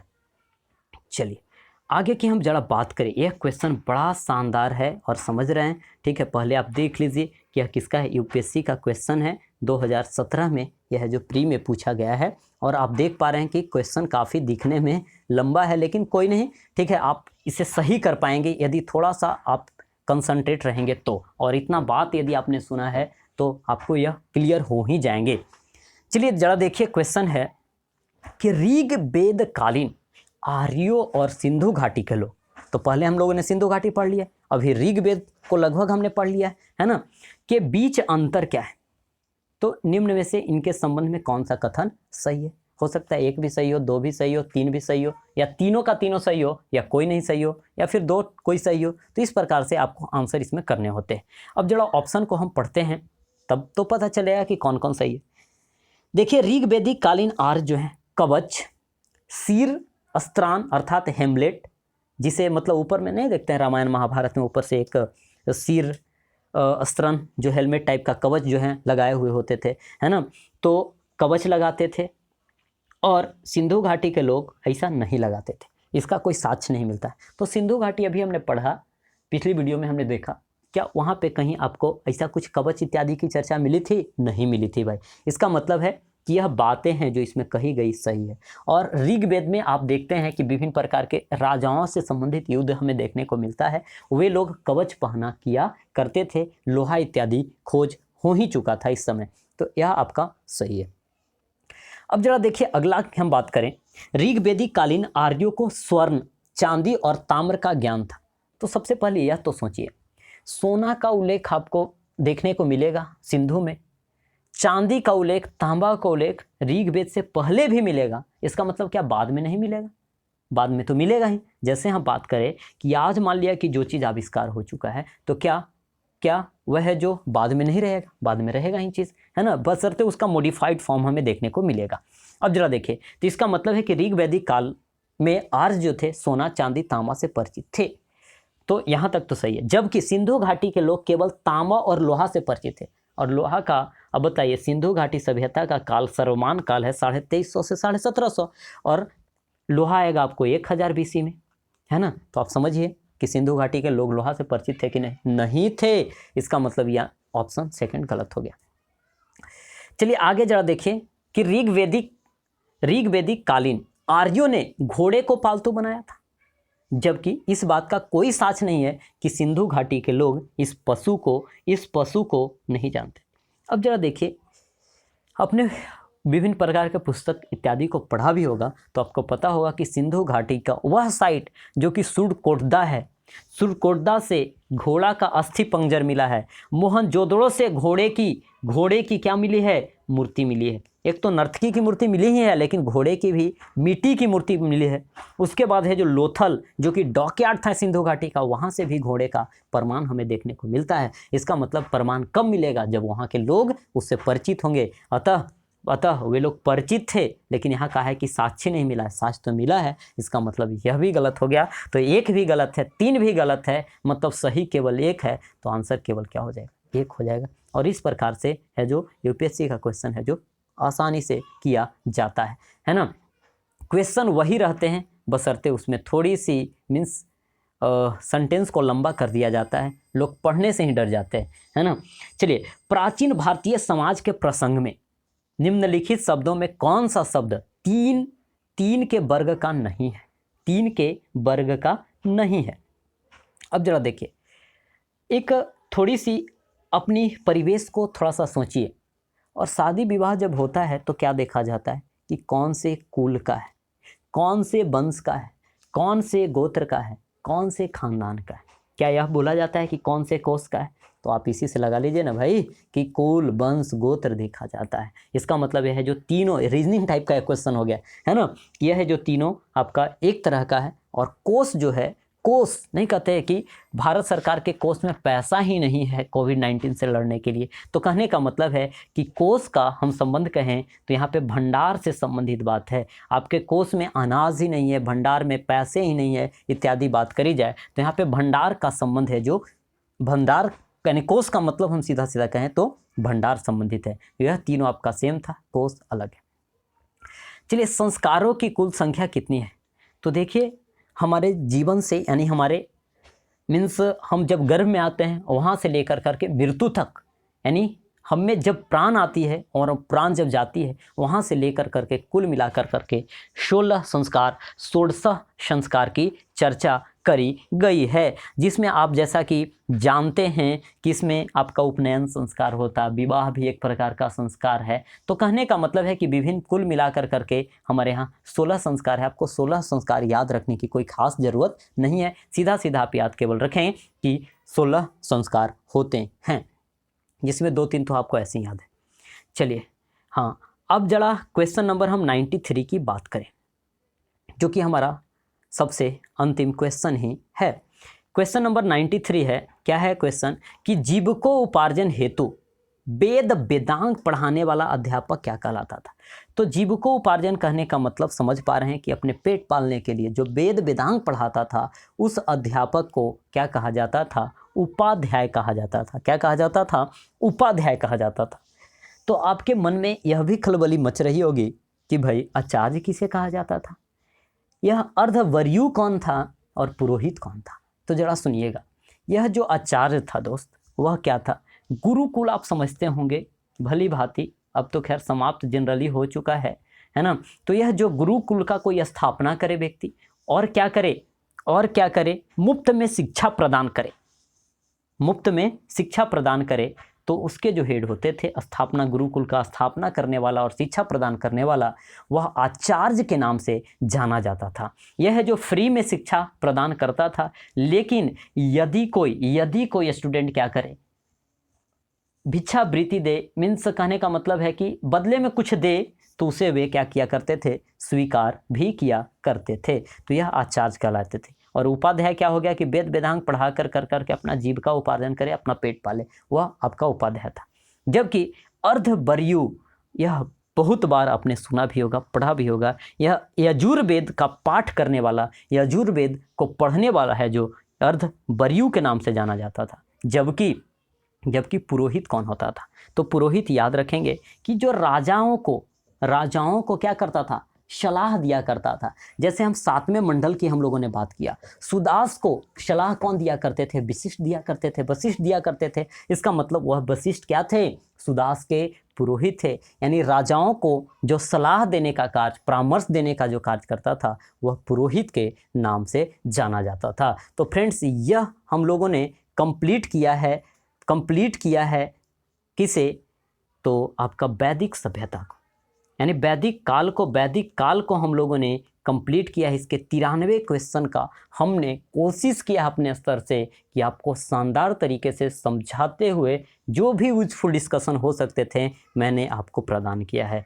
अब फ्रेंड्स, अब हम आपसे यह चाहेंगे कि कमेंट करके हमारा उत्साह वर्धन करें और हमें बतलाएं कि आपको यह सेशन कैसी लगी, और साथ ही यदि आपको यह सेशन पसंद आ रही है, आप सीख पा रहे हैं, तो अपने दोस्तों के पास इसे ज़्यादा से ज़्यादा शेयर करें, ताकि मैं उत्साह वर्धित होकर करके आगे की बौद्ध धर्म की काल, फिर जैन धर्म आएगा, और अन टॉपिक को यही उत्साह और उमंग के साथ मैं आपको यह सेशन काफ़ी बेहतर डिस्कशन के साथ प्रदान कर पाऊँ। और साथ ही फ्रेंड्स, आप वीडियोस को लाइक कर देंगे, और यदि आप अपने चैनल पर नए हैं तो चैनल को सब्सक्राइब कीजिए, वीडियोस को लाइक कीजिए और अपने दोस्तों के साथ शेयर कीजिए। बस यही कहना चाहूँगा। यही से हमारी क्या होगी, एनर्जी बढ़ेगी, और मैं इस एनर्जी को वीडियो के अंदर झोंक दूंगा, जो कि आपको एक मीन्स पढ़ने में काफ़ी यह कारगर साबित होगा, रिमाइंड करने में कारगर साबित होगा। तो उम्मीद करता हूं कि आप ऐसा करेंगे। और फ्रेंड्स, अभी हम लोगों ने कंप्लीट किया है क्या, वैदिक काल को। आगे हम करेंगे, अगला जो हमारा टॉपिक होगा वह बौद्ध धर्म होगा। तो इस वीडियो को देखने के बाद आपको क्या करने हैं कि कहीं दूसरे जगह जाने की ज़रूरत नहीं है, ठीक है। थोड़ा बहुत आप रेस्ट कीजिए, और इस सीरीज़ को आप कंटिन्यू देख रहे हैं तो क्या करेंगे, आप अपना जो लूसेंट बुक है, जो भी बुक आप फॉलो करते हैं, ठीक है, उस बुक से आप वैदिक सभ्यता को अब जरा आप पढ़ करके देखें। आपको पढ़ने का आपका नज़रिया बदल जाएगा, और आपके अंदर एक अजब सी गजब सी कॉन्फिडेंस आ जाएगी। तो उम्मीद है फ्रेंड्स कि आप इस सेशन का काफ़ी बेहतर तरीके से एंजॉय कर रहे होंगे, और हम मिलते हैं अगले बेहतर टॉपिक बौद्ध धर्म में। इसमें भी जितने क्वेश्चन हैं काफ़ी शानदार तरीके से हम डिस्कस करेंगे। वीडियोस लंबी हो कोई दिक्कत नहीं, मैं समय देने के लिए तैयार हूँ, बस आप अपना सपोर्ट बनाए रखें। तो मिलते हैं फ्रेंड्स नेक्स्ट वीडियो में, तब तक के लिए जय हिंद।